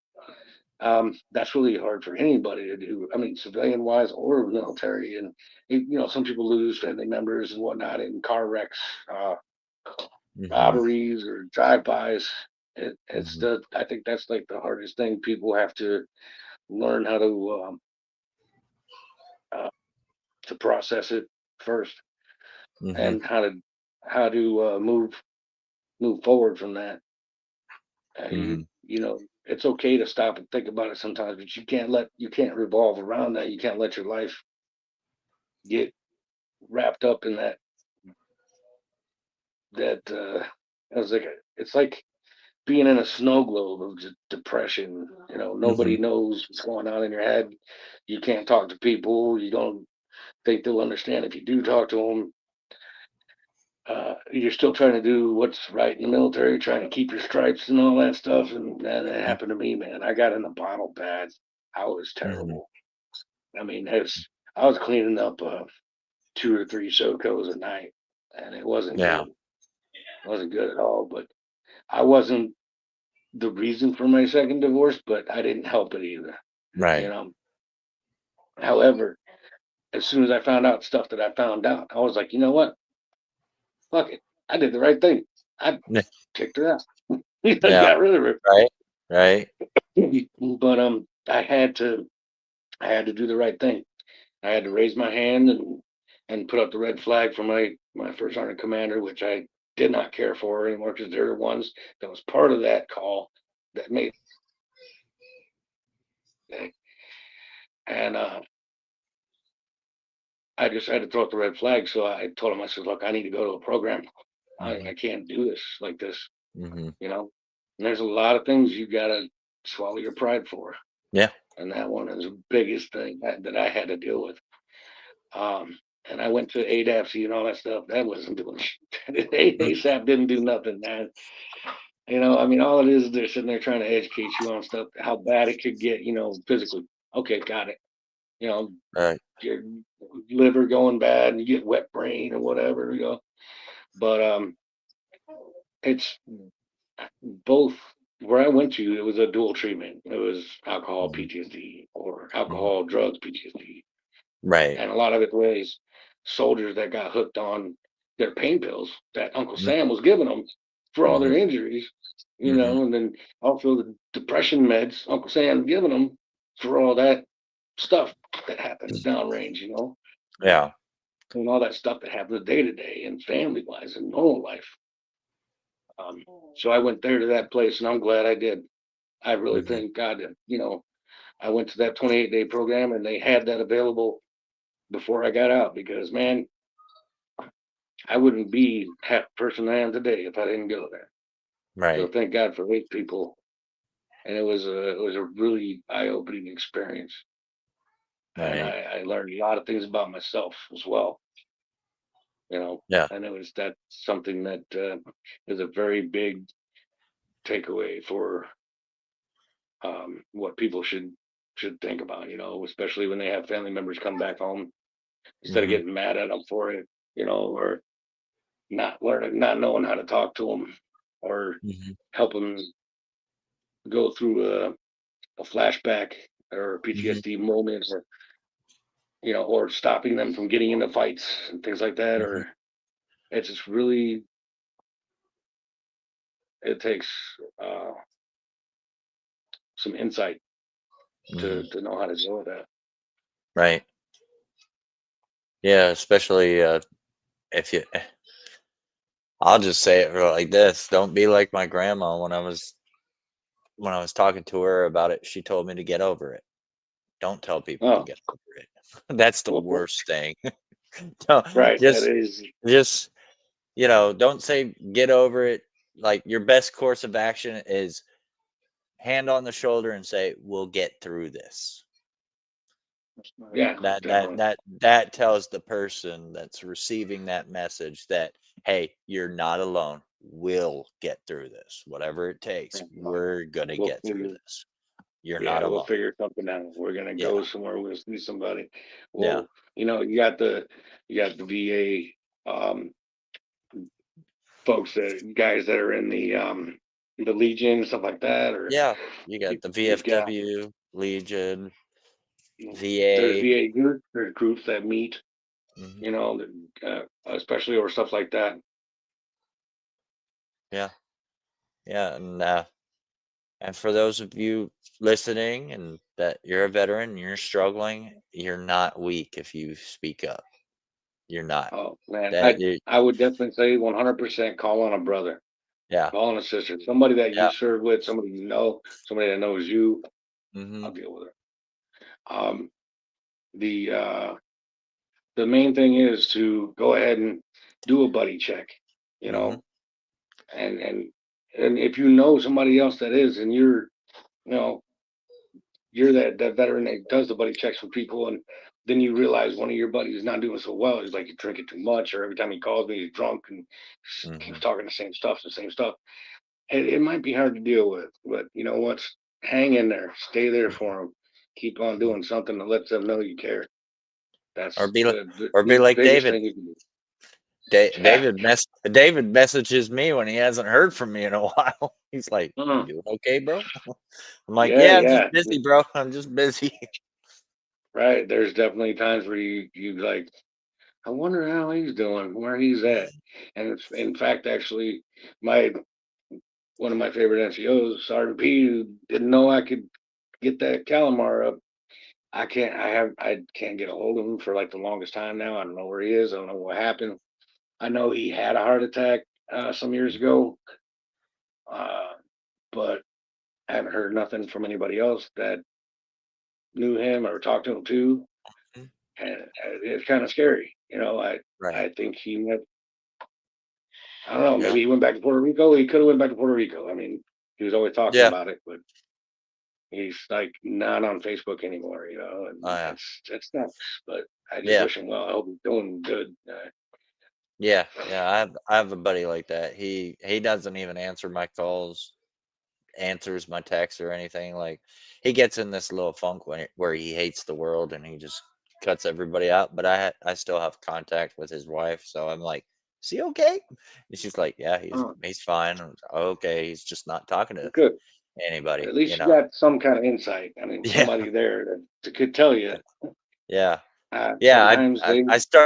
I started leaving messages when I would call and I would get his voicemail. I was like, "All right, where do I have to send the flowers? Because the only way you're not answering me is you're dead. Okay, Yeah. what funeral home do I have to?" But he knows I'm joking. I'm not being serious, but Yeah. Right. Right. ho- Yeah. hope hoping he's like, "Oh shoot, he thinks I'm dead. Let me call him back." He don't do it because he's an asshole. But whatever. Some of us are, I, but yeah, I still love him. I'm still there for him. that's But good. that's on one end you have to have that situational awareness like you were saying, because I had that. Like I used to be um after my second deployment, before my second deployment, I was like OCD, dress right, dress, everything was neat. If I had a a shirt on the floor and one of my friends came over, I'm like, "Oh, I'm sorry about the mess." And he's like, "What are you talking about?" It's not messy. You Yeah. just got a shirt on the floor, man. Pick that up. That's how bad I was. And then after my second deployment, I wasn't going to any parties. I was drinking alone a lot. I was, just Jeez. just kind of hermiting myself in my own barracks room, and my room was starting to look bad. um Cigarette ash all over the place. It looked like I didn't do the dishes in forever. And my Yeah. buddy walked in and he's just like, we're getting ready for an inspection. You need to clean up." And I'm like, "I know." Right. And he's like, "What's wrong with you?" And I looked at him and I just broke down and started crying.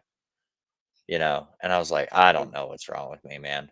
And then he was like, "All right, well, let's talk to the platoon sergeant." We talked to the platoon sergeant talked to first sergeant and the commander, and they said, "We're going to go have you do a mental health evaluation." And if they hadn't have done that, I probably wouldn't be who I am today. So very similar That's good. Yeah. situation. Getting that help. Yeah, Getting that help really does work. It it counts for does. something. It When does. you're, It does. I mean, I know guys that got out. They're mostly good, but they still have that, uh, the thing about not talking about it, or they think Yeah. it's weakness, But they still have trouble in their life because they're not getting it out. Hmm. And the biggest thing that you could do for yourself, the biggest favor you could do for yourself after that is to get it out. And with Yeah. somebody, I mean, it doesn't have to be a doctor, it doesn't Yeah. have to be the VA, but get a buddy, somebody Right. that's not gonna get you into drugs and try to make stuff like that, or drinking every day or doing something like that, but somebody that's gonna sit down with you and be like, hey, let's hash this out. I Yeah. got you. You can say anything you want in the world, Right. and it's not going anywhere else. As far as I Right. say, you didn't. As far as I am, you didn't say it. I didn't hear it, but you got to Mhm. talk, man. Right. And Yeah. it's hard to get them to talk. And it's one buddy of mine. Uh, I he's got good contact still. Sometimes he don't get back to me for a while, but he does get back to me. But I do Mhm. catch him on certain days where he's drinking it up, man, and he's just Mhm. going Yeah. on a bender, like, and I can't stay on the phone too long with him just because it's he Yeah. keeps repeating the same stuff, and I try to have a coherent conversation with him, and it's not working out. So, Right. Right. but other days he has better days, and everything's cool when we talk about Yeah. whatever. Yeah. It's because he didn't go and get that help like he should have. Mhm. You know, Yeah. Yep. so it's Yeah. not weakness. It's not you're betraying your manhood or womanhood, whatever. Right. It's hey, I got this puzzle in my head and I need help with it. And Yeah. and once you get it right and you figure out how to deal with it, then Mhm.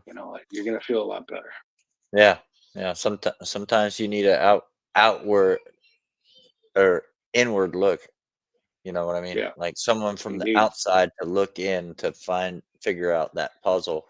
And it just most people think that you're gonna get over it. Like, you're not gonna get over it. You're gonna learn to live with it. You're gonna learn to deal with it. You're gonna learn how to overcome. You're gonna recognize, you know, little uh the little red flags that are gonna come up like, dang, like I'm I it for me, for example, it was always like I would be driving and I just felt like really tired, and I'm like, why Mm. am I feeling really tired?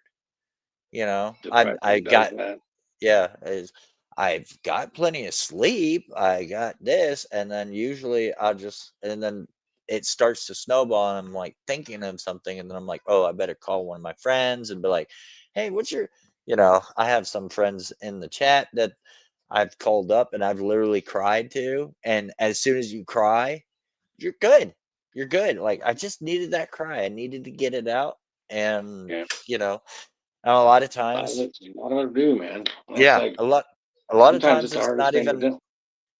a lot of times it's not even you need advice. You just need to let it out.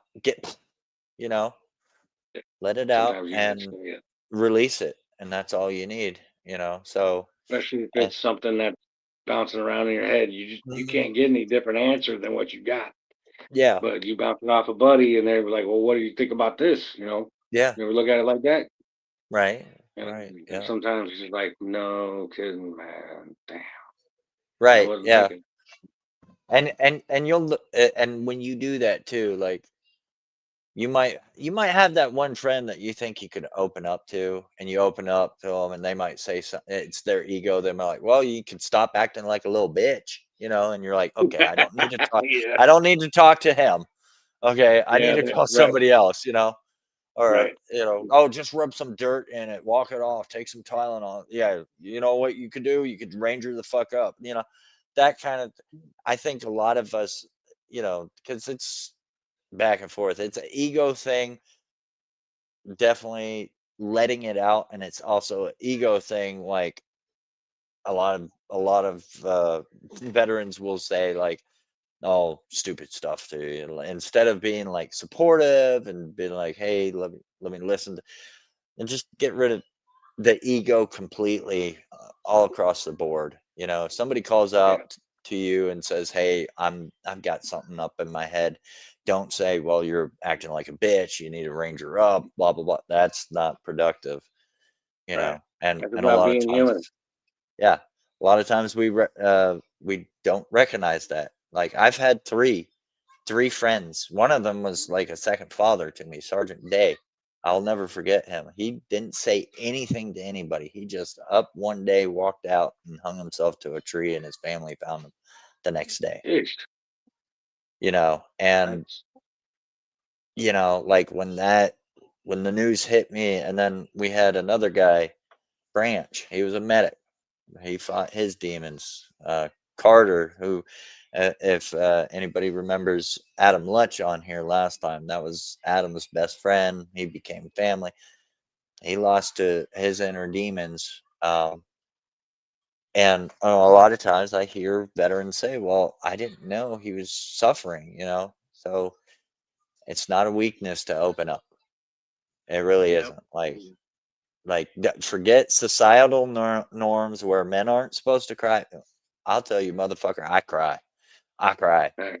You could ask. Yeah. You could ask Chaos. We'll be watching Yeah. something like some emotional movie. I will cry, and she'll turn to me and she's like, "Are you crying?" I'm like, "No, you ate all the last nuggets." You know. I, But I'm I don't care crying. who You you are. know. You're gonna cry at Old Yeller. You know what I mean? Yeah, yeah. I think that Or I don't even watch Old Yeller anymore because of that, man. right. And another one that's hard to watch is the Green Mile. Oh yeah. Oh my gosh. Yeah. I'm so Don't. tired, man. When he says he's Yeah. so tired, I'm like, I am too, bro. It's like, man, you could feel it. You know, Yeah, you could, it's man. And and that was and and and definitely acting. he's an innocent man. You know, Oh yeah, he's innocent, and you're like, oh my gosh, please. And they knew, the guards yeah. knew he was an innocent man. He was just doing, Uh, and He was doomed yeah, because of the times they yeah, were in. yeah, And what happened was even worse. When they found out who actually did that. Yeah, but yeah, it's some stuff like that too in the military. You do whatever you can to take care of your troops and take the heat rounds and right. give them overhead cover. And I took a lot of abuse from platoon sergeants and first Hmm. sergeants because of that. But I did Yeah. everything I could by the book, man. And if it wasn't right, Army, because by Army regulation, then hey, Mhm.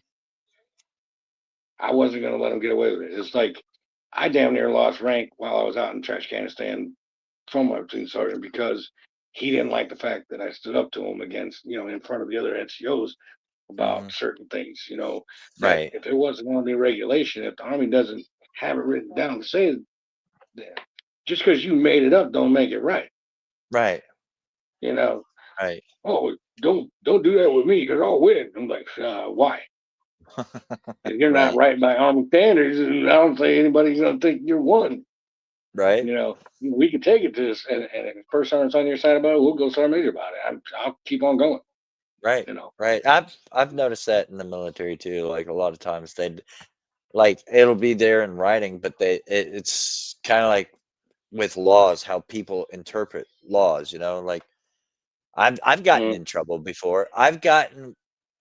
I'll give a good example. I've gotten an Article 15, and my rank was suspended. Okay. It was suspended, right? wow. Meant for 90 days, I could not make any mistakes, for 90 days. I was a specialist at the time. Well, they gave me the Article 15. It was a company grade, Right. suspension of rank, 30, 30, and Done whatnot. that. And of Been course, that. when you get an Article 15, you get a paralegal or lawyer or whatever that actually walks you through it. Well, they took my rank and they made me a PFC, you know. Oh, And I went and talked to the paralegal, and I was like, what does this that mean? And he told me, that and info. so the next day I went with specialist rank to formation. Oh, did Right. they call me into the office? First If sergeant you and have that commander. little black and white in your pocket, Yeah, and I was like, "Look here," and they're like, "No, you're supposed to be a PFC," and I said, "No, look here. Suspension of rank means that I cannot do. My rank is suspended, meaning I can't promote to sergeant. All that. It doesn't mean that I am demoted. It means I am stuck in that rank and I cannot mess up for 90 yeah, days. If I yeah, mess up in that 90 days, you guys can take my rank and I become a right. No, PFC. no, right. No Yeah. stepping on your crank in that Yeah. amount of time. Oh my gosh. I fought with them for 3 weeks. They were so mad that I was like, look. I don't know what you guys are reading, but this first sergeant's Um, like, well, you trying to tell me that? I'm saying, no, this is what's coming from the paralegal. They studied this. yeah, And, oh, they I'm told a me first sergeant. they, Yeah, I'm a first sergeant. I've been in for this amount of years, and like, yeah, but that doesn't mean in you that case you know. should know. Yeah, you should know, you know. So it's like that. Like you get some of those that they think they read something and they interpret it their way. So it's their way or the highway. And it's like, no, if you look further in Army regulations, it doesn't go your way, buddy. It goes, Yep, yep, this is what the exactly. Army regulations are. So I know what you're being about There was a that. thing about that actually too. During my first divorce, the the commander uh, got a phone call that I went over there and into my to my living quarters where I was told not to go for a certain amount of time, whatever, by him Yeah, because underneath me, whatever, while we're separating and stuff. But there was really important stuff that needed to happen, and it had to do right, with medical son and everything like that. And so I said, "Fuck it, I gotta go." I went over there and I helped. I right, did what I had to do, and then they found out later after she got all mad at me over something, and somebody had called, and then he's like, "You violated my orders, this and that." And I was like, "Well, I had to do what I had to do. It's my family, right, you know. right, It's not your family. I know you don't have to give a fuck, but I do, you right. know." And it had to do with the daycare and my son and stuff like that. But little boy, I took care of it, but I also had to go to JAG over it and this and that. And um, I was I was right, but I was wrong. You know, Right. I shouldn't have Right. violated his orders, but then again, I had to do the right thing. And Right. what takes precedence in the army? You got to do the Right. right thing all the time. Right. You know, Yeah. because if I didn't, then it would have been on my ass. Like, well, Pixie Hansen, why did you do this? Why did you do that? And like, well, you told me I couldn't do it. You told me I couldn't go do nothing. Right. So sometimes in the military, you got to take the punches, Yeah. and you know, as long as you do, I mean, when you mess up and you say, "Yeah, I did. I screwed up. You're right. Right. I'll take the Right. punishment. Get it done. Get it over with. Come back, and you can be stronger after that. You be smarter Right. because you still got time in on contract. They're not going to fire you. They ain't Right. going to kick Yeah. you out unless you do something cocaine or Really. something. Yeah. That's when they kick Yeah. you out. Yeah. And you knowingly did some shit like that, or you get like 10 DUIs or something, you're gone. Right. But Yeah. other than that, you step on your junk a little bit, and you admit to it, serve your time. And then Hmm. those people that you have above you, when you're done with that, are supposed to let it go, you know, Right. be Hmm. professional about it. And Right. some people were not professional about it. And, you just have to you got to write them off. You just, "Dude, I'm Right. not listening Yeah. to you, guy." You know, you Right. can't let them get to you. You can't let people get to you like that. And the army is where you learn how to have really tough skin. Yeah. That's definitely. I'm glad that I learned that because Yeah. I definitely would be a different person Yeah. if I didn't. So let's fast forward to what was the most unexpected part of transitioning back home from military life to becoming a civilian? Think I expected more communication with my battle buddies that I had in units. Um, Hmm. I thought I would have more on call, than I do. Hmm. There's only a small. I got the hiccup here. Sorry. Oh, you're good. Funny, it's a small handful of guys that I still have contact with that are like, they're there when I call, Right. or Right.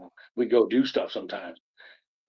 Even though we live a couple hours away, a couple states away, we get together to Mm. do some things, or we just get on the phone or pass messages every now and then and keep in Right. contact that way. But I expected to, have more cohesiveness with other veterans. Mhm. But that's just not the way it is, man. There's so many out there that I've run into lately, especially here in Kentucky. I don't know what it Mhm. is, but you can't trust every veteran there is, especially Mhm. being a veteran yourself. And like the first guy that I trusted, we were friends with online for 5 years, Mhm. before we moved from Connecticut out here to Kentucky. Uh, this guy, he was supposed to be an upstanding dude in the community, and he has Mhm. this group of veterans together, and they got their own thing going. And we were coming down, expecting to join that and be, part of a little family and stuff like that. But that guy, he disappointed me in a big, big way, man. And Mhm. he, with the other veterans in that group or whatever, he started some kind of rumor about me that I had, wronged him somehow. And I think what it was the fact that he, before we even went out there, before we even met face to face, something like that, I think he had a thing for my fiance Mhm. that he was trying to get to her when we Right. had moved on and stuff.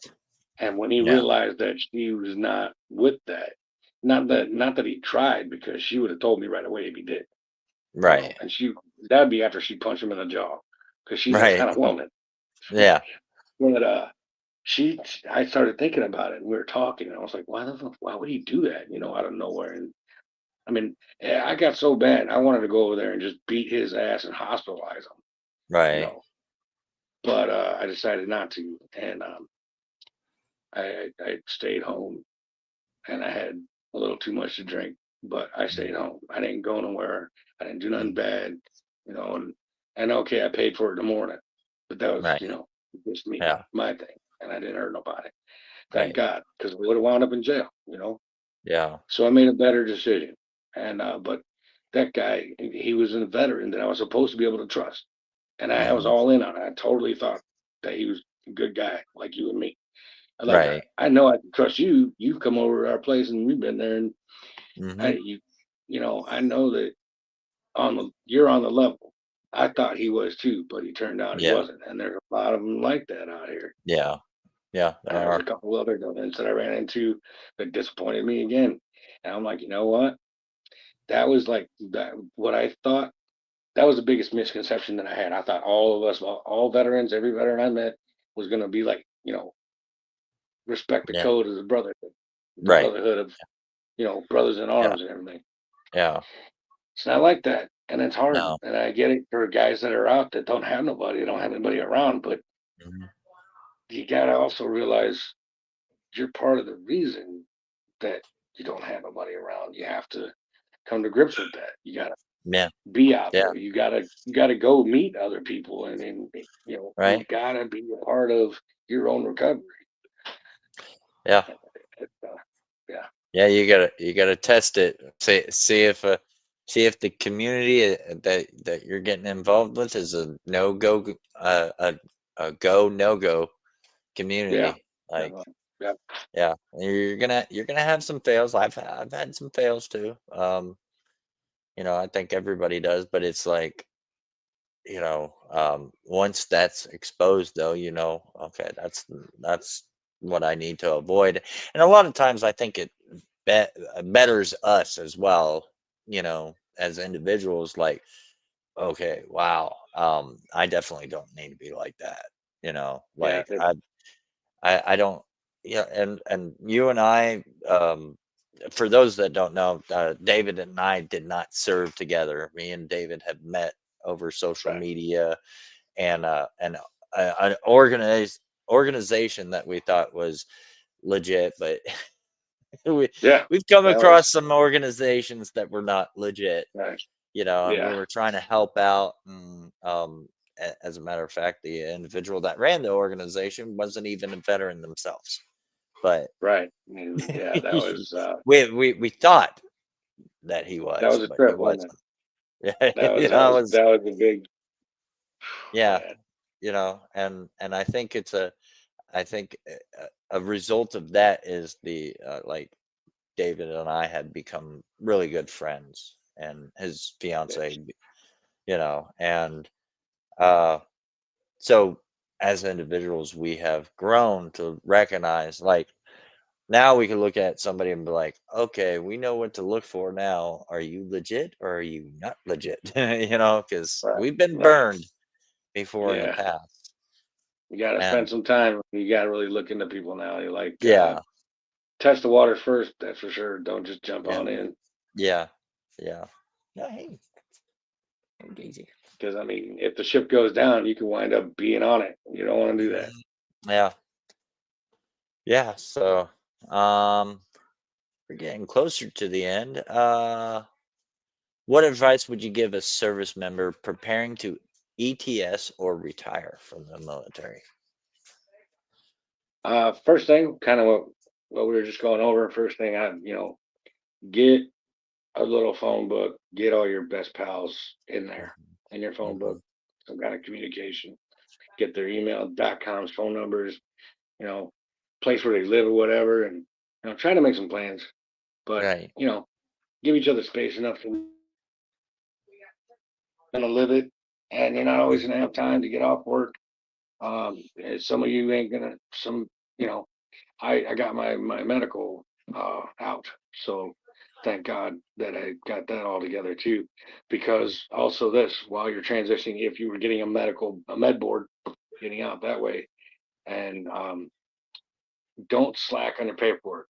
Make Mhm. 3, 4, 5 copies of all that important paperwork that you got to turn Mhm. into the doc, turn into the med board. You got to turn into these people, and then stay on them. Don't expect them to contact you because they lose stuff all the time. They lose stuff. They misconstrue stuff. They mix your stuff up with other people's stuff. I mean, you need to be on them, and then like bees on honey, man. You got to be Right. on it. And thank God I was, and I was in constant communication. I got everything straight, got everything set, and I was able to make sure that I got my VA checks every month, and Mhm. Social Security came with the 90% that I got, and um, also know that it's it sucks that a lot of us, I mean, a lot of us that got out, especially because after Obama, what he did, he put something in the law that he wrote that had to do with soldiers having PTSD, not able to buy firearms. And if you're a Mhm. big firearms guy or a hunting guy, like, or a gal, anybody that, if you're into that stuff, I mean, just know that when you go to buy that firearm or something like that, you get a background check and they ask you, hey, did you have any of these or, domestics, or did you have an Mhm. issue somewhere? Right. But because it's in your record that you have PTSD, Mhm. that you are not allowed to purchase firearms straight from like a dealer or store or something like that. Mhm. Uh, and it depends on your state whether if you have a firearm, depends on what kind of if you have a Second Amendment carry right in your state, like I do here in Kentucky. Yeah. And a gift, a weapon can be a gift to you. You don't have to have bought it, but there's that line where and that Yeah. might bum some people out really bad. That might bum them out. I mean, I don't like the fact that they did that, because Yeah. I went to buy a 357, which I always wanted, and they told me I couldn't get it. And they don't know why. I was like, well, what the hell's the reason? What did you read? Yeah. Did you have this or that, something like that? And I'm like, no. And there was just like, I guess to me, I think it was because he wrote that law, and that's what I've always heard from other guys that had the same thing or had the same experience. And I looked into it, and I was like, well, no shit, he sure did. Mhm. He screwed a lot of us, in that you know the the end of his stint as president. What he did was it really screwed a lot of us, and I think that's going the way of what's you know the big uh, disarming of the people and all that stuff. Mhm. I mean, that's a whole nother podcast, but Right. Right. that really ticked me off. And but you Yeah. can go hunting with somebody. You can Yeah. use a weapon while hunting. So Yeah. you do it that way. Other than Right. that, though, I mean, really, while you're transitioning, definitely don't keep your papers. Keep all your papers. Yeah. Get a big binder. get that stuff filed and in order, and don't lose Mhm. none of it because you're going to need Right. it more than you know when you're done and when you're out. I mean, over the last decade, well, 11 years I've been out, man. I've had to go back to my big folder that I had to look up stuff and find stuff because I've had to prove I've had to prove um, Yeah. my pay that I'm getting from the VA and from Social Mhm. Security. I've had to prove my approval letter from the med board and all that stuff. So Yeah. you need to hang on to it because it's a lot Right. harder to find after you get out, and then you don't Yeah. have none of that. You don't remember where you put it or you lost it, and then you're Right. trying to call the archives, and then you have to get with the VSO in your area and hope that they can find it. And Mhm. it's a really big mess paperwork wise. So I mean, a lot of people want to get out and throw a party, just throw all their burner uniforms or whatever, Yeah. Yeah. and throw their paperwork in the trash. Don't throw the paperwork out. Do Yeah. what you want with your uniforms, boots, anything like that. Grow your hair Right. long, it doesn't matter. But you know, Right. get get your paperwork right because you're gonna Right. have a hell of a time with the rest of your life having to prove certain things, especially once you get to a certain age and your body does nothing but hurt every single Right. day, Right. Yeah. and you don't have documentation to back it up so you can get your percentage that you need. That Yeah. is really a crucial thing.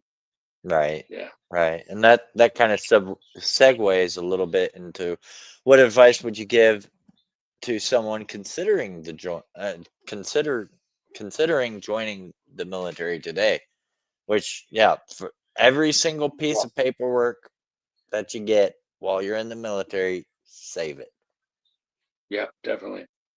Save it. Keep a file cabinet everywhere you move because you're gonna move a lot, Mhm. and make sure that thing is just number one item in your packing list anytime you move from one state to the next, one post to the next, um, Right.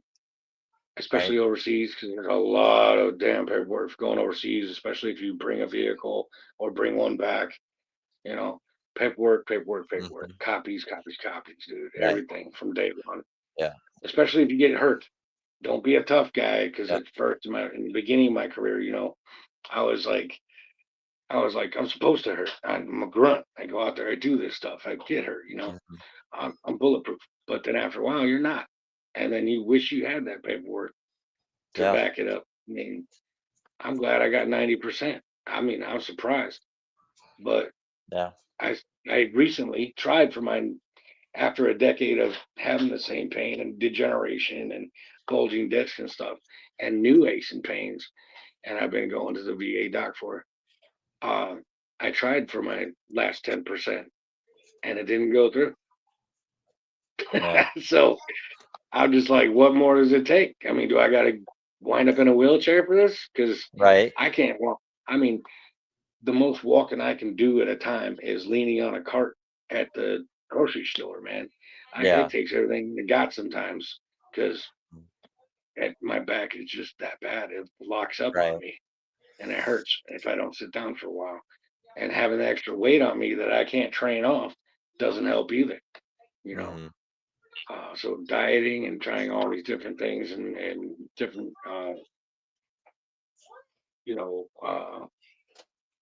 the carnivore type diet, the vegetarian diet, vegan stuff. I've tried Yeah. all kinds of stuff, and I can't lose the weight, man. I'm thinking about going to get that GLP-1 shot. Yeah. I, it's rough. Until I can lose this weight, I can't really train. So that's a hard thing too. You gotta think about that because you're gonna beat your body up.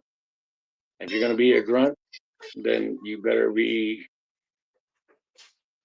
exercising all the time. You better be flexible. Eat right. Don't eat like Right. garbage. Yeah. That because later it's coming. It'll catch up to you. And Yeah. those that are coming in that really also big thing that new recruits or people that are new thinking about going and they're finishing high school or done with it and they're about to sign up.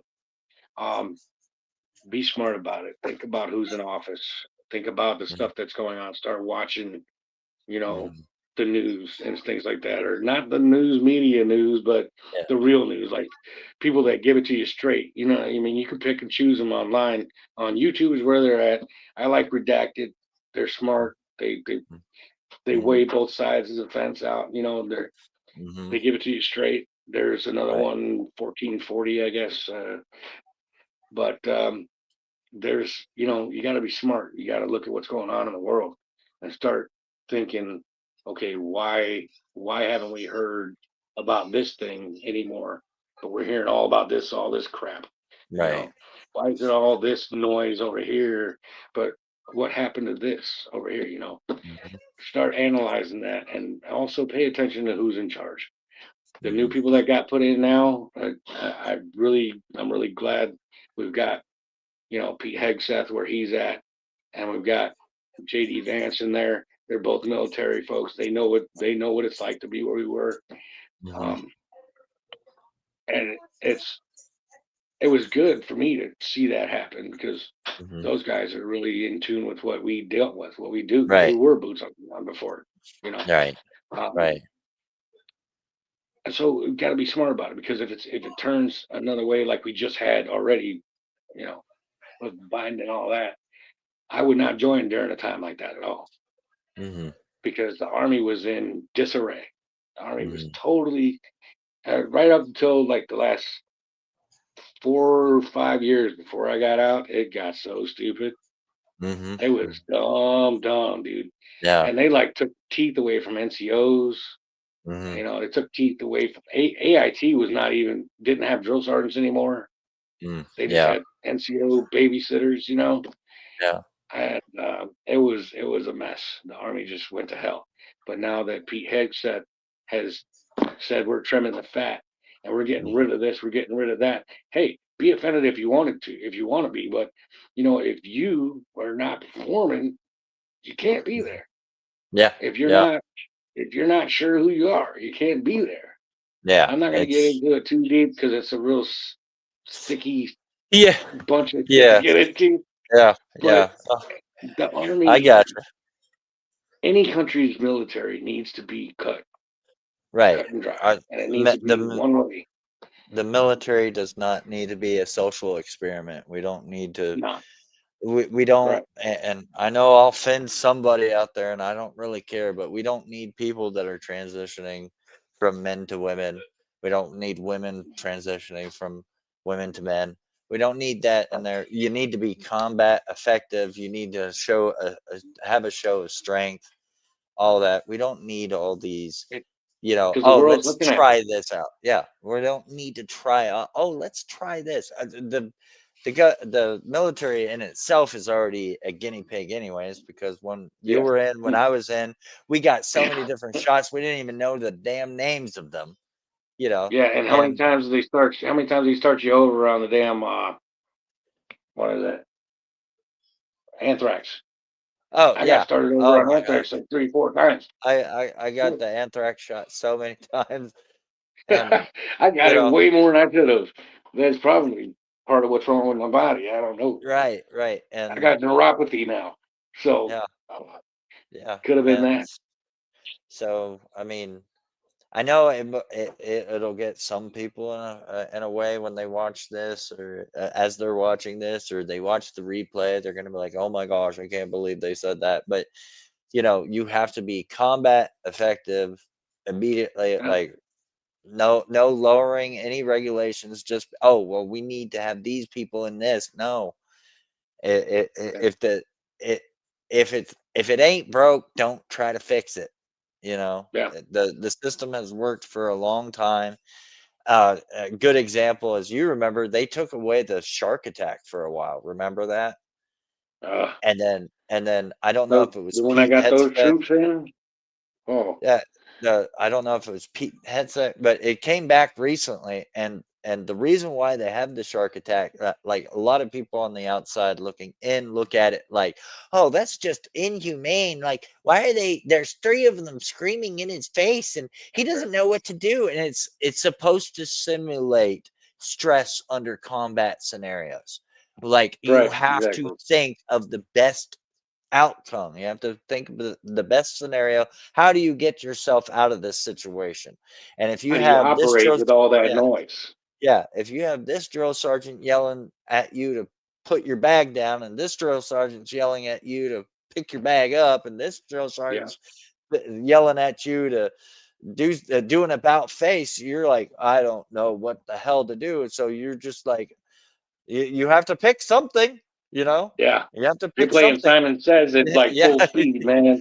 yeah. So You're they like took that two-handing that away. thing.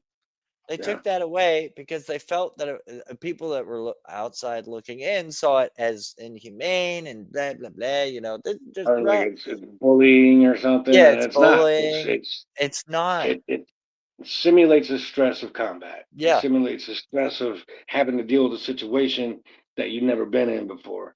And you got to be able to get trained right, into the mindset of that because nobody has that at first, right, unless you right. grew up Yeah, in and a you're gonna. chaotic Yeah, home, yeah, and you're gonna you fail know. that every single time. You're gonna fail it. You Yeah. know.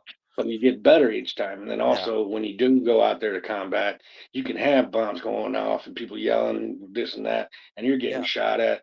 But you have to know, hey, there's a radio over there. The guy yeah. just he went down. I got to go get it. And how am I going Right, to do that with all this going on? And I got this guy next to me right, yelling at me to help him out. But what's more important? What are we going to right, do? And right. What are we? how do I triage the moment, like in Right, medical? Like who's right, more hurt than the other one, or right, what do I need to do first to make sure I get the most effective outcome of this thing? right. And the male and female aspect of combat arms, there's definitely out there, and I give it to you, all of them. There are some women out there that are Oh yeah, tough and they're yeah. badass, and they can do that job.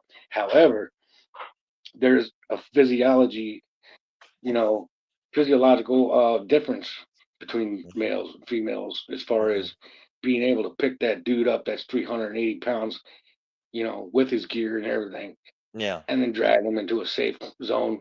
And there's Mhm. also the point where men, we get attached to Yeah. women in the units and stuff like that in a certain way, whether they be your best friend or like your sister.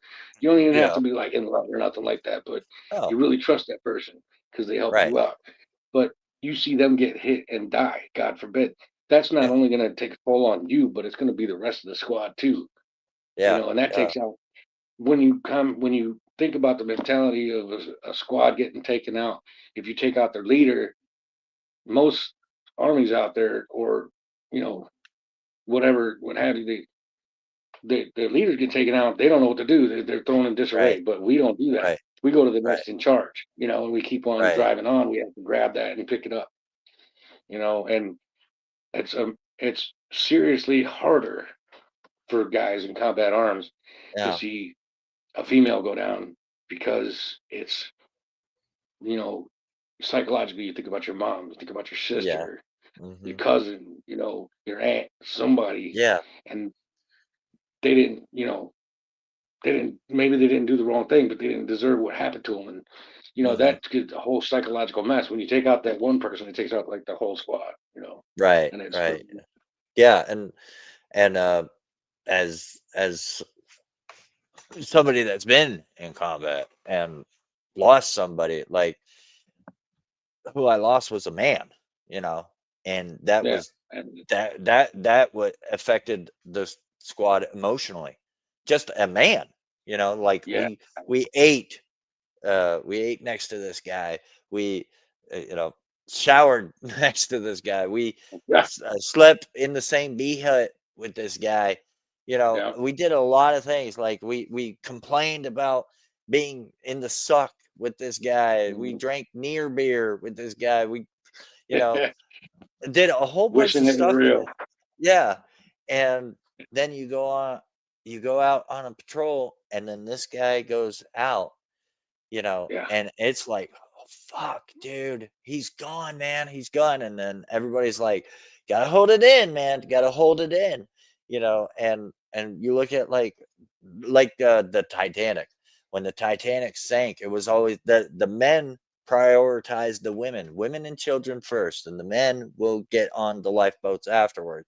And so many men died, you know, yeah, and yeah, that's because, like you said, psychologically, we are programmed to protect women and children. Men are, you know. yeah, Now, you take that guy that was killed in KIA, make it into a woman. just how emotional we were at that moment for a guy, it's going to be a Yeah. hundred times worse for a woman. We're going to be distracted. Right.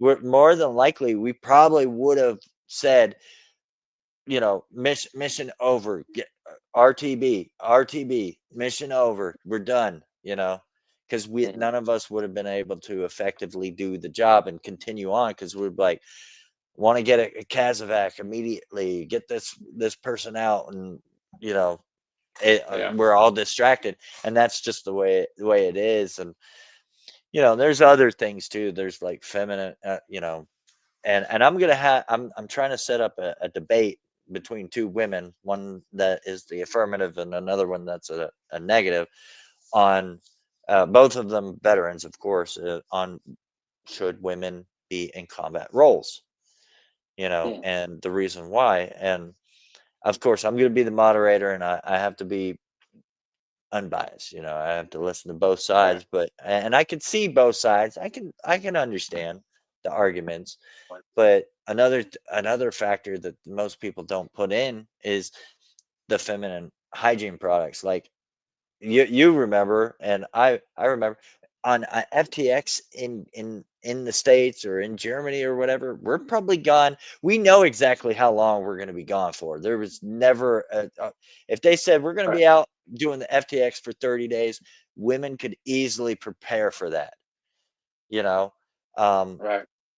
in a combat role, great example, Black Hawk Down. It was supposed to be it was supposed to be a 30-minute operation, That was a and real it shit turned out, show, huh? yeah, and it turned out to be an 18-hour operation. Right. Eight, just imagine if they said, "Oh, we're just going to be on patrol for 30 days." Okay, well, that's going to be Mhm. 180 days now. Women, can you really prepare for that with, your hygiene and tampons, pads, and everything that you And need? that stuff is Can't just the really. normal stuff. Yeah, that's just the normal That's stuff. just the run of the mill. Okay, what do I got to pack? What am I going to need? That's basic stuff. But imagine if one of them pilots that got taken hostage, and imagine if Oh they're yeah, right. Like um how they were looking for Mike Durant, that would have been they probably wouldn't have pulled any of the troops in like that were getting slaughtered. They would have been like, "Oh, we got a female pilot out there. We got to go look for her right now."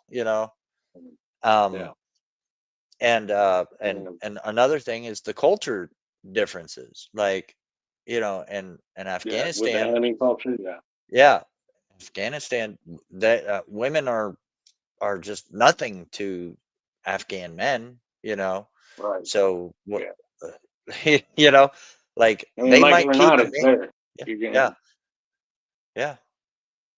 and I feel for them when they have to, like those that are, I don't say contractors or CIA types. They go Hmm. out there, they play the game, they wear the head thing or whatever, and Yeah, you know, uh, they dress the part, but they still don't have uh, that leg up because they're not, and it's in right. that area that they chose to stick us in for 20 years, like Yeah, Vietnam was 20 years. I mean, what yeah. was I what I really got pissed off about is when I saw it for myself.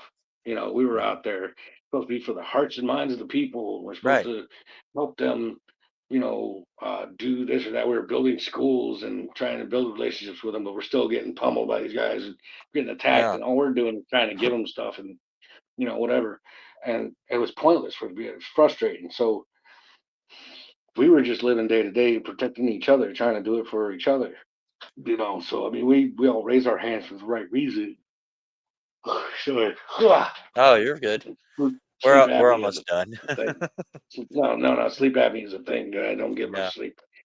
That's another thing. You're going to wind up with some form of sleep disorder. Just so you know, yeah, if you're trying, yeah. people are signing up. Um, the thing is, like, I saw that we had like on one mission in particular, we had to stop at this mountain summit area, and we stopped the convoy for a while. We pulled guard for like it was like half a day or something like that. We stayed overnight. We got up in the morning and left.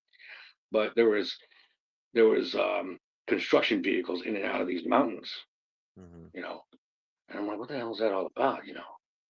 But I didn't know until after I got back home and all this. It was we were mining their lithium, Oh, wow. Yeah. you know, and since that time and everything else, smartphones just blew up, and everything that Hmm. has lithium ion batteries blew up, you know. Yeah. And Iraq was what, oil and opium, Yeah. and so Trashcanistan was lithium and opium and Yeah. the drug trade. There's a Yeah. lot of stuff on Sean Ryan's show. When I shout out to that guy for being awesome like he is. Um, he's had some people on there that really know their stuff, and they really put out the whistleblowers really put out the real thing, real Hmm. information. Man, that that really, and I've been out for a while, quite a while.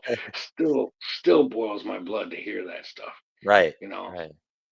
And it was terrible that we're out there doing what we're supposed to do for the right reasons, but we're getting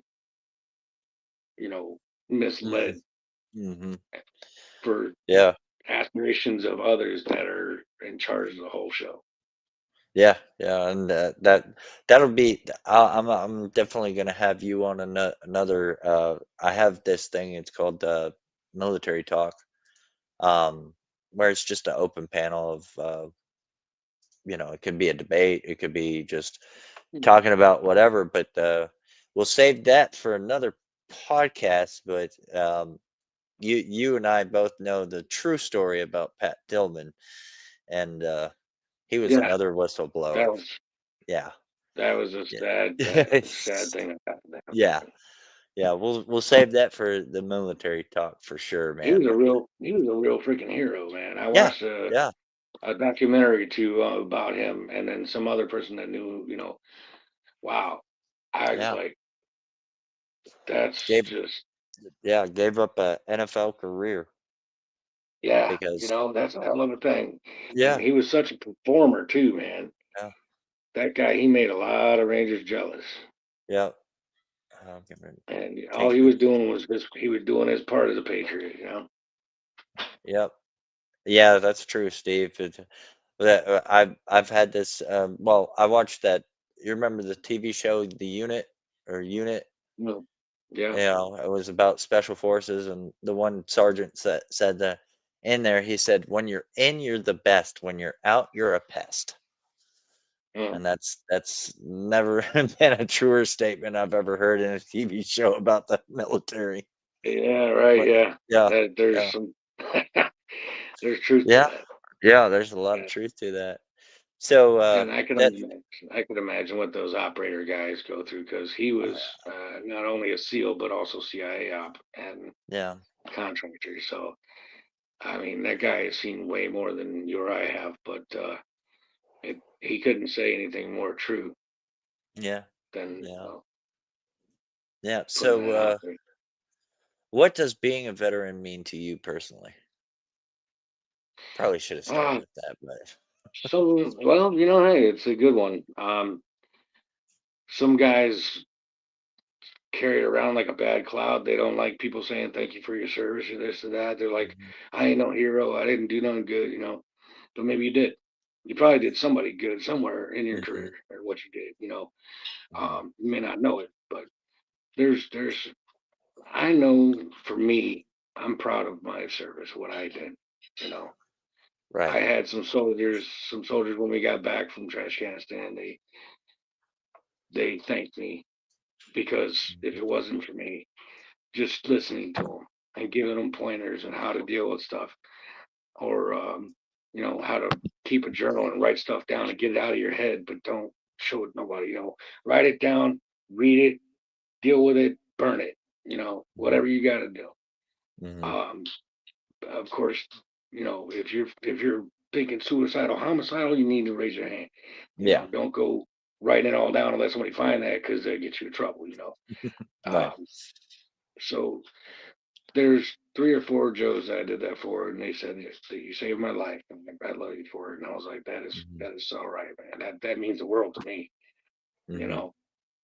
Um, But being a veteran myself, I don't think I'm better than nobody else. I'm just, somebody that decided, hey, I want to be a guard dog for America. Mhm.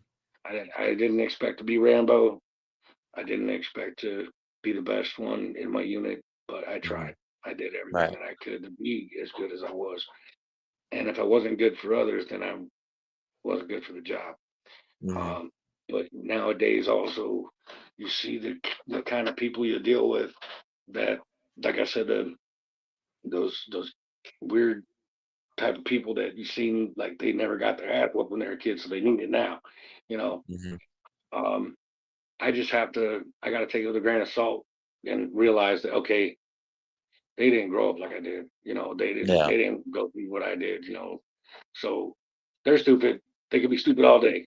I don't got to Yeah. deal with them. Right. And then you can just tell them, hey, if you're gonna be stupid, you better be tough. Right. Yeah. Yeah. And it's it, it, I love it uh, when people do say thank you, but it's Mhm. only because I get to tell them that it was my duty and my honor, Yeah. to have served. It was something I always wanted to do, something I went out there and I did it. Mhm. I'm proud that I did, and if somebody wants to call me a hero about it, or if they want to say that, just thank you for doing your part, eh, it's all good to me. I'm glad that some people take the time to actually say it because if you didn't serve, but how could you thank somebody for going out there and giving up their time like that and giving up their Mhm. friends like that? And, Yeah. Yeah. marriages, failed marriages, lost kids. Yeah. How could you possibly thank somebody for doing that? Yeah. It's really all you can say is I appreciate you. Thank you for what you did. Mhm. And we got to be humble enough to say, hey, I accept that, and it was what Mhm. I wanted to do, and you're welcome. So I always tell them that was my duty and my honor, and that's what I did. Right. All It's right. about the So best way that I can. a little. Let's get a little bit lighter and a little bit more funnier, I guess you could say. Since we got a lot of the serious stuff. Best MRE or worst MRE? And for those that don't know, MRE is a meal ready to eat. They come in little brown packages and they had all kinds of stuff in But them. Yeah. favorite of all time, Chili Mac.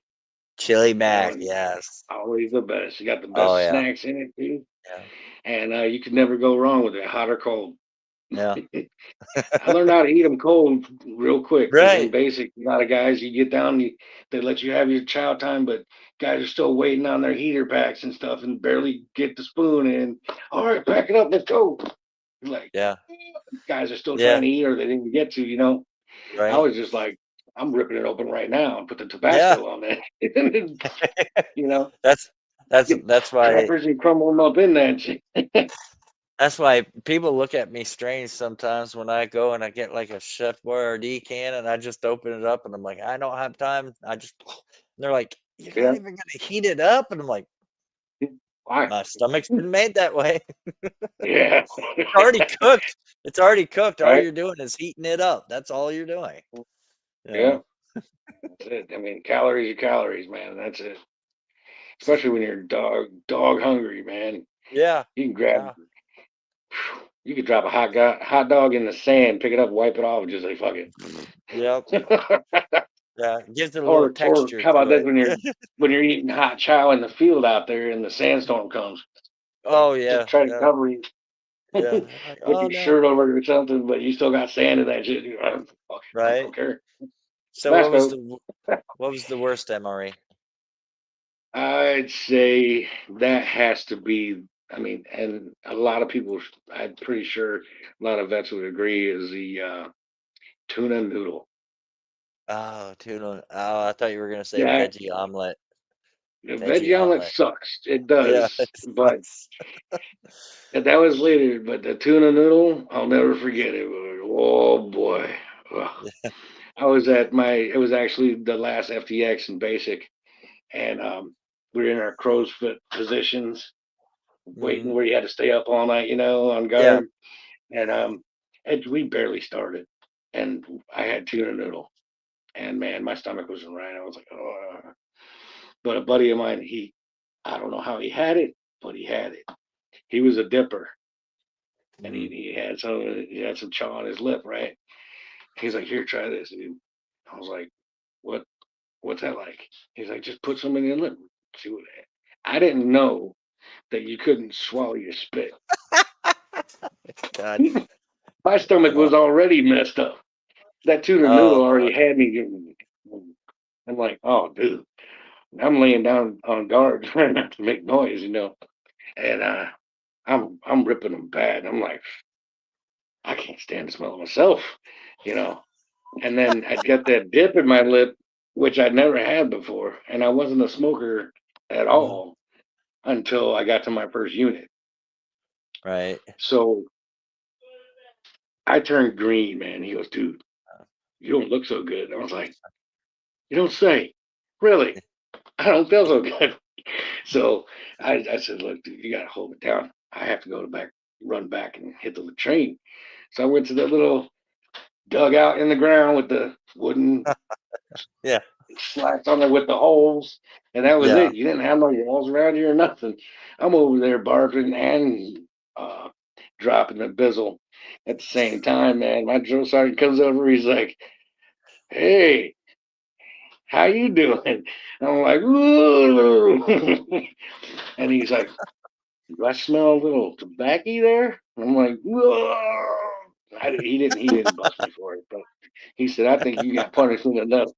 When you're done, get back in your." Man, that tuna Oh, noodle went both ways, and that chaw, I didn't touch that for years. I oh couldn't man. do it. I see dudes do it at work. I was just like, oh, that's just nasty. Yeah. Yeah. But Well, I was gonna ask you speaking what of, your funniest yeah, moment you that was experienced during one. service, but I think you just told one. Give us another one, Uh, real quick.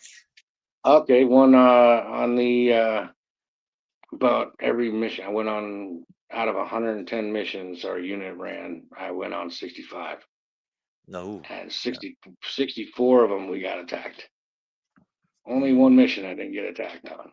There been 64 gunfights, and but on every mission there was always a maintenance halt. Somebody broke a vehicle here or there, something happened, we had to stop or pull on yeah. guard. And I tell you, I took a dump on every road we drove on. I certainly did.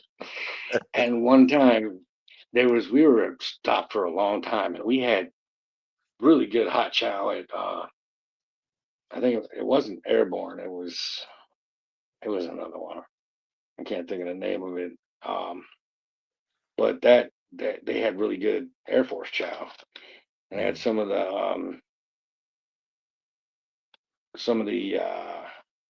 what's it called?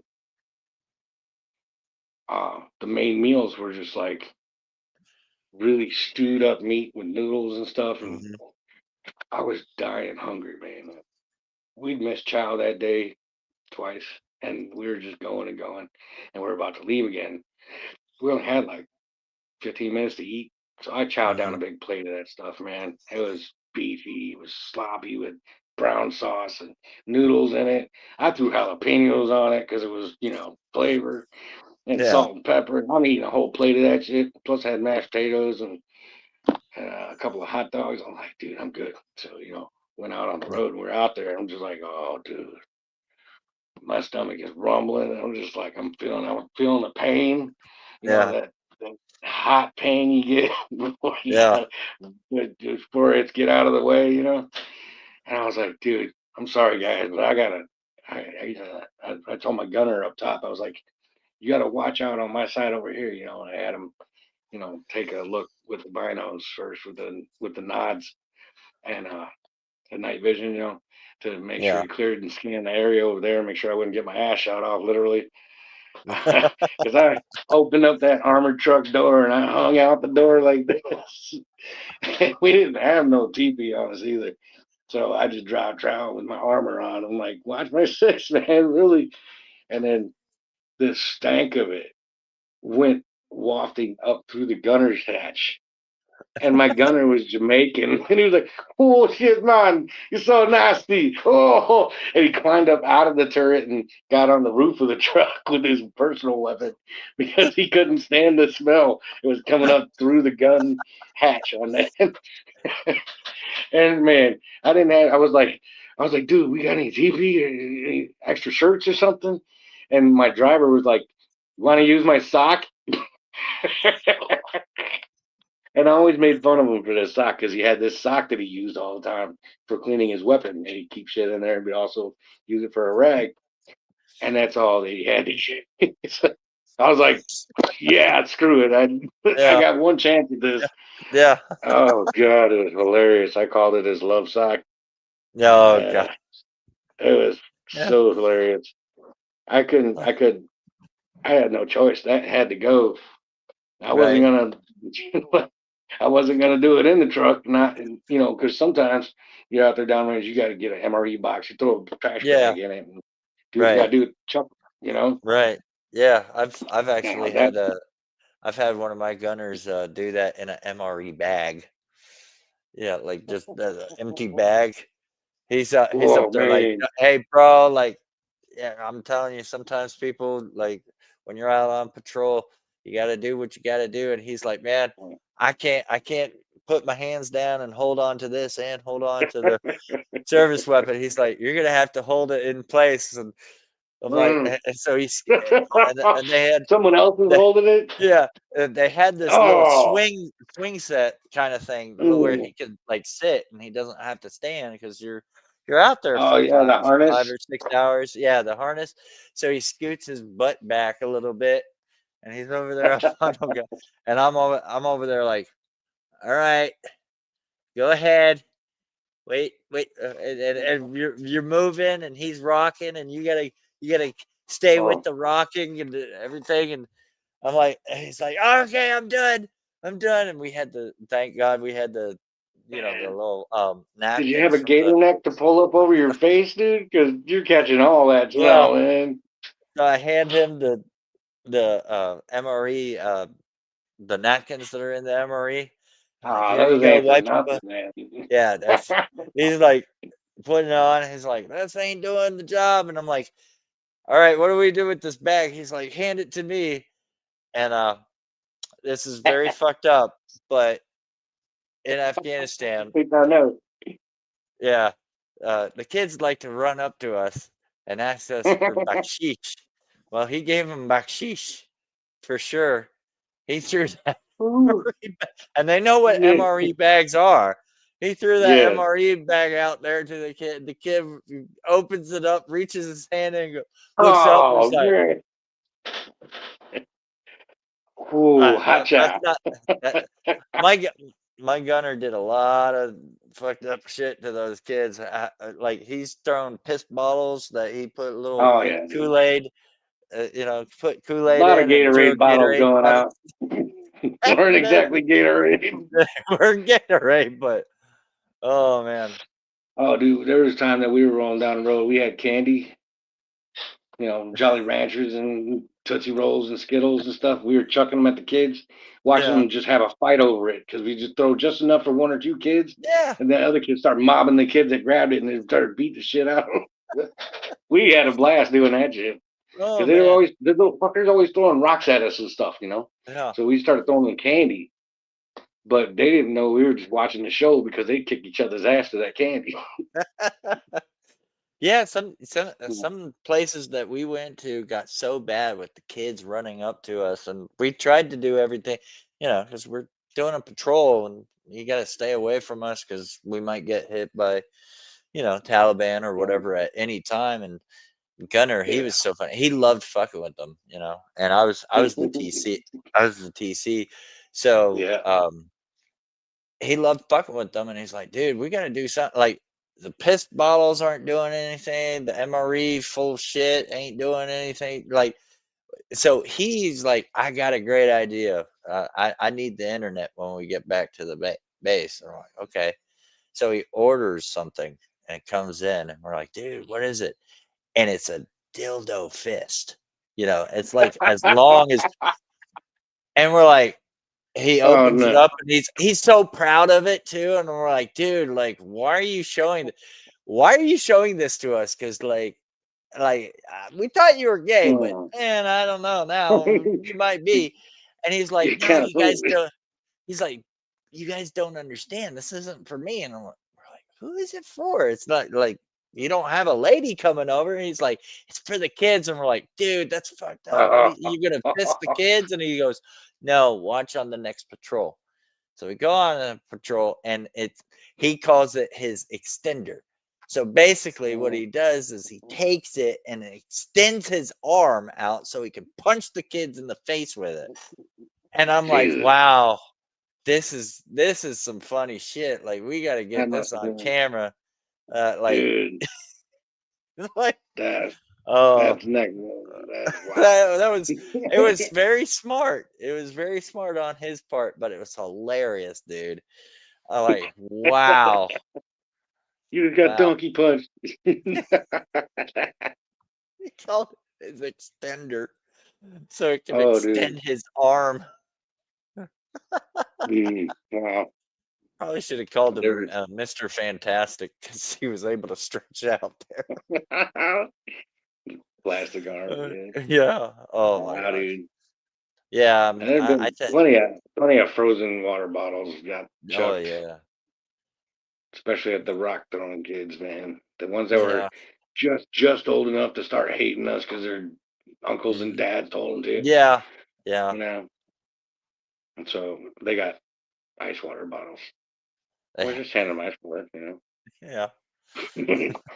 But one thing really was funny to us too is like they for some reason they always try to jump in and out of our convoys when we're driving. Mhm. At one point we just said fuck it, start running over their quarter panels, Yeah. you know, run Yeah. over the front end, the front corner of it, and disable the tire, Right. because our big huge wheel versus their it's like taller than their car. Right. Yeah. So I just plow over them. And one guy, he had enough of this dude. He kept getting out of the way. Mhm. And so my driver just waited for him to get all the way in. He just Mhm. rear-ended his ass and then pushed him off the road. And he just wound up right down in the soft sand in the ditch and stuff. Got out and he's like, Right. where it's like, yeah, hi, how you doing? I was like, throw him some Jolly Ranchers, maybe he'll. Yeah. But there Oh was man. definitely a lot of good times in the army. A lot of good times, a lot of bad times. But Yeah. it's a micro life within life. I mean, Right. you live a whole. It's like it's a world in its own. And Yeah. it's a whole different society, Yeah. and it's a great experience. But also, you can have the flip side. So, Right. Yeah. Yeah. Yeah. So, what piece of gear would you never want to carry again besides the 240, the M60? yeah, that was it was fun, but it wasn't. Yeah. So the M60 is definitely number one. Number two was the stupid knee pads, elbow pads. But I mean, some Yeah. places you didn't want to be in a combat situation, have to bound over Right. Yeah. the rocks and all that. Those rocks would bash your knees up pretty good, but the damn having to have them on during certain like in the vehicle all the time and everything is Yeah. those really sucked. They would Yeah. never stay where they're put, and you have to redo the Velcro runs out of them. And Right. Velcro was the number one shitty part of our uniforms that we had because it's Yeah. always wearing out and they Yeah. never lasted. And I mean, even in the wash, it would get all Yeah. Oh nasty yeah. and it wouldn't stick right no more. I mean, they changed that Yeah. stuff up so many times it got retarded. ACUs altogether just suck. I can't The stand them. Steve said the fist dildo. I never want to carry that. Nice. That was an issue. That was purchased for extracurricular activities by our gunner, so he could smack the There's so much baksheesh kid. entertainment out there. Oh yeah. It has multiple Big uses. damn cigarette. Is it me or are they making cigarettes that just they go out if you're not just continually Oh puffing yeah. them? Yeah, it's Good the God, anti-fire chemical, whatever. Like if you haven't puffed on it for so long, it will go out. Yeah, it's it's crazy. annoying. Yeah. So, I'll quit one day. I don't know when, but maybe. last and final question before we end this stream. Most underrated military skill. Underrated, as Yeah. in usefulness or Yeah. Like thought of, like thought by people that you'd have to do. either or, you know. Uh, underrated.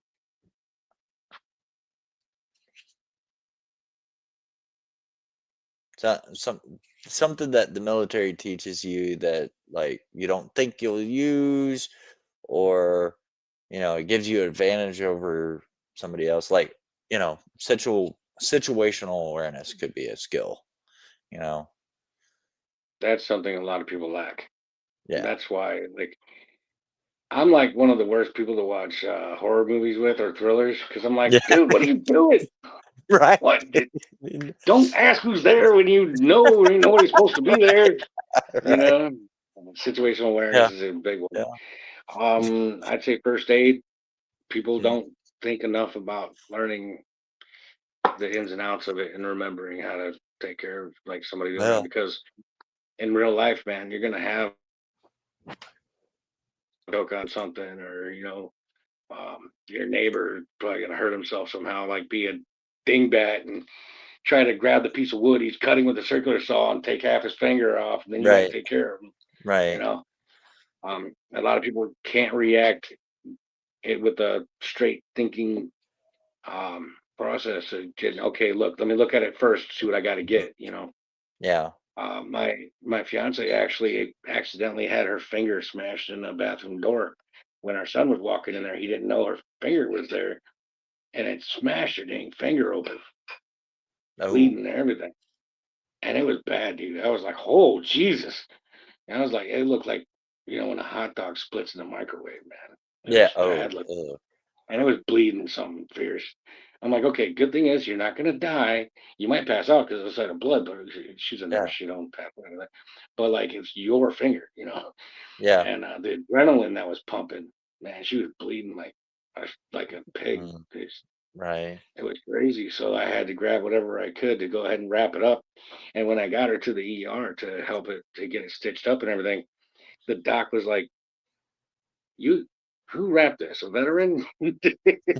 He was like, just said it. Yeah. And she was like, "Yeah, he sure is." And I mean, I had that thing pressure dressed and mummified Right. and wrapped the Yeah. next finger in the other one, and like Yeah. almost a whole, you know, three Right. finger glove thing. But that was I think first aid is something that a lot of people don't think they're going to use when they get out. Hmm. But you will. You're going to need some kind of knowledge Yeah. like that. You're going to wind up in situations where I don't know. Say you run across somebody had they flipped their car and they're Yeah. like injured badly from that, and you're the one on Right. site. Yeah. And I mean, a lot of people don't know what to do. They just Hmm. sit there and look at it. But Yeah. if I you think. have the training like we got, I mean, you just react Yeah. and do. Yeah. I think it's the combination between the medical training that we got and plus um, the under pressure.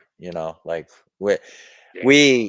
we we're able to think better under pressure because like I know for me when I was driving, like I could back into a real tight spot in my Mm. truck if I was under a lot of pressure, like, oh, there's a bunch of trucks behind me waiting to get in this, and I would get nervous, but I'm like, okay, let's knock this out. And same thing with like first aid, like everybody else is panicking, and you're like, what the fuck are you doing? Come on, let's try. You just Yeah. go through it, and everybody else is like, why aren't you panicking? Because it's got to be taken care of, guys. Come on, we'll panic later. Yeah. Yeah, what are you gonna do? You gotta take care of it. Somebody's got Yeah. to be able to do it. Right. Yeah, Yeah. So, yeah, I think first aid is definitely an underrated skill in the military for sure. Like, right. I think a lot of the skills are underrated, honestly. Um, Yeah. but I mean, that's it. So, any final words, final thoughts you want to share with everybody before we end the stream? Or- Let's see. I don't know. Just anything you do in life, uh, just try to maintain the idea or the notion that you're a human like anybody else. Mhm, You know, uh, you're gonna you're gonna have your ups or downs. You're gonna have what seems like failure might be a blessing sometimes, and the learning how to let go of stuff. I mean, man, I punished myself so bad over how things ended for me when I got out, and I did the best I could to hold it together. But some things just don't work out the way you want them to because God has a plan for you.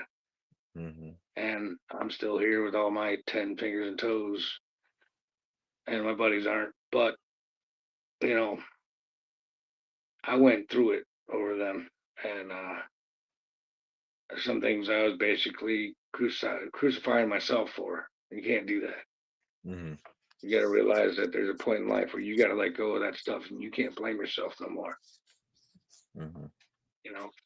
And no matter what it is you did at the end or at the beginning, in the middle, it's all about the whole thing, the reason you did it, the good. There's going to be bad in life, but you got to be proud of the good, you know? Mm, Do your best to do stuff, do the next right thing. yeah. That's what I can do. All right. Well, I'm gonna drop you out in the backstage for a minute, and I'll do my outro. And thank you so All much, right, Dave. brother It's been man. Thank yeah, you. thank you Thank you. so It was much. awesome. It's been a Yeah, long time. I'm glad we got this. We got the chance to do this. I think yeah, again, yeah, that's good. yeah. Freaking And cool. you were very comfortable doing this, and very well spoken. And I can't wait to have you up on Military Talk, where we're just gonna have a bunch of veterans up here talking a whole bunch of military stuff. Yeah. So. Oh, dude, we're gonna have some more fun. I got some more funny stories. Okay, that sounds great. All right. Well, y'all, that was David, and like I said, he's a good guy. Gun Truck 3 or Ryan. I hope you guys enjoyed this live stream. It was great to get his voice out there and tell you guys the hard stuff, and that's what we're doing this for. So, thank you guys so much for joining the Battlefield Production Podcast. I am Mike Mayhem. Remember, life is a battlefield. Prepare to conquer it, everybody. God bless.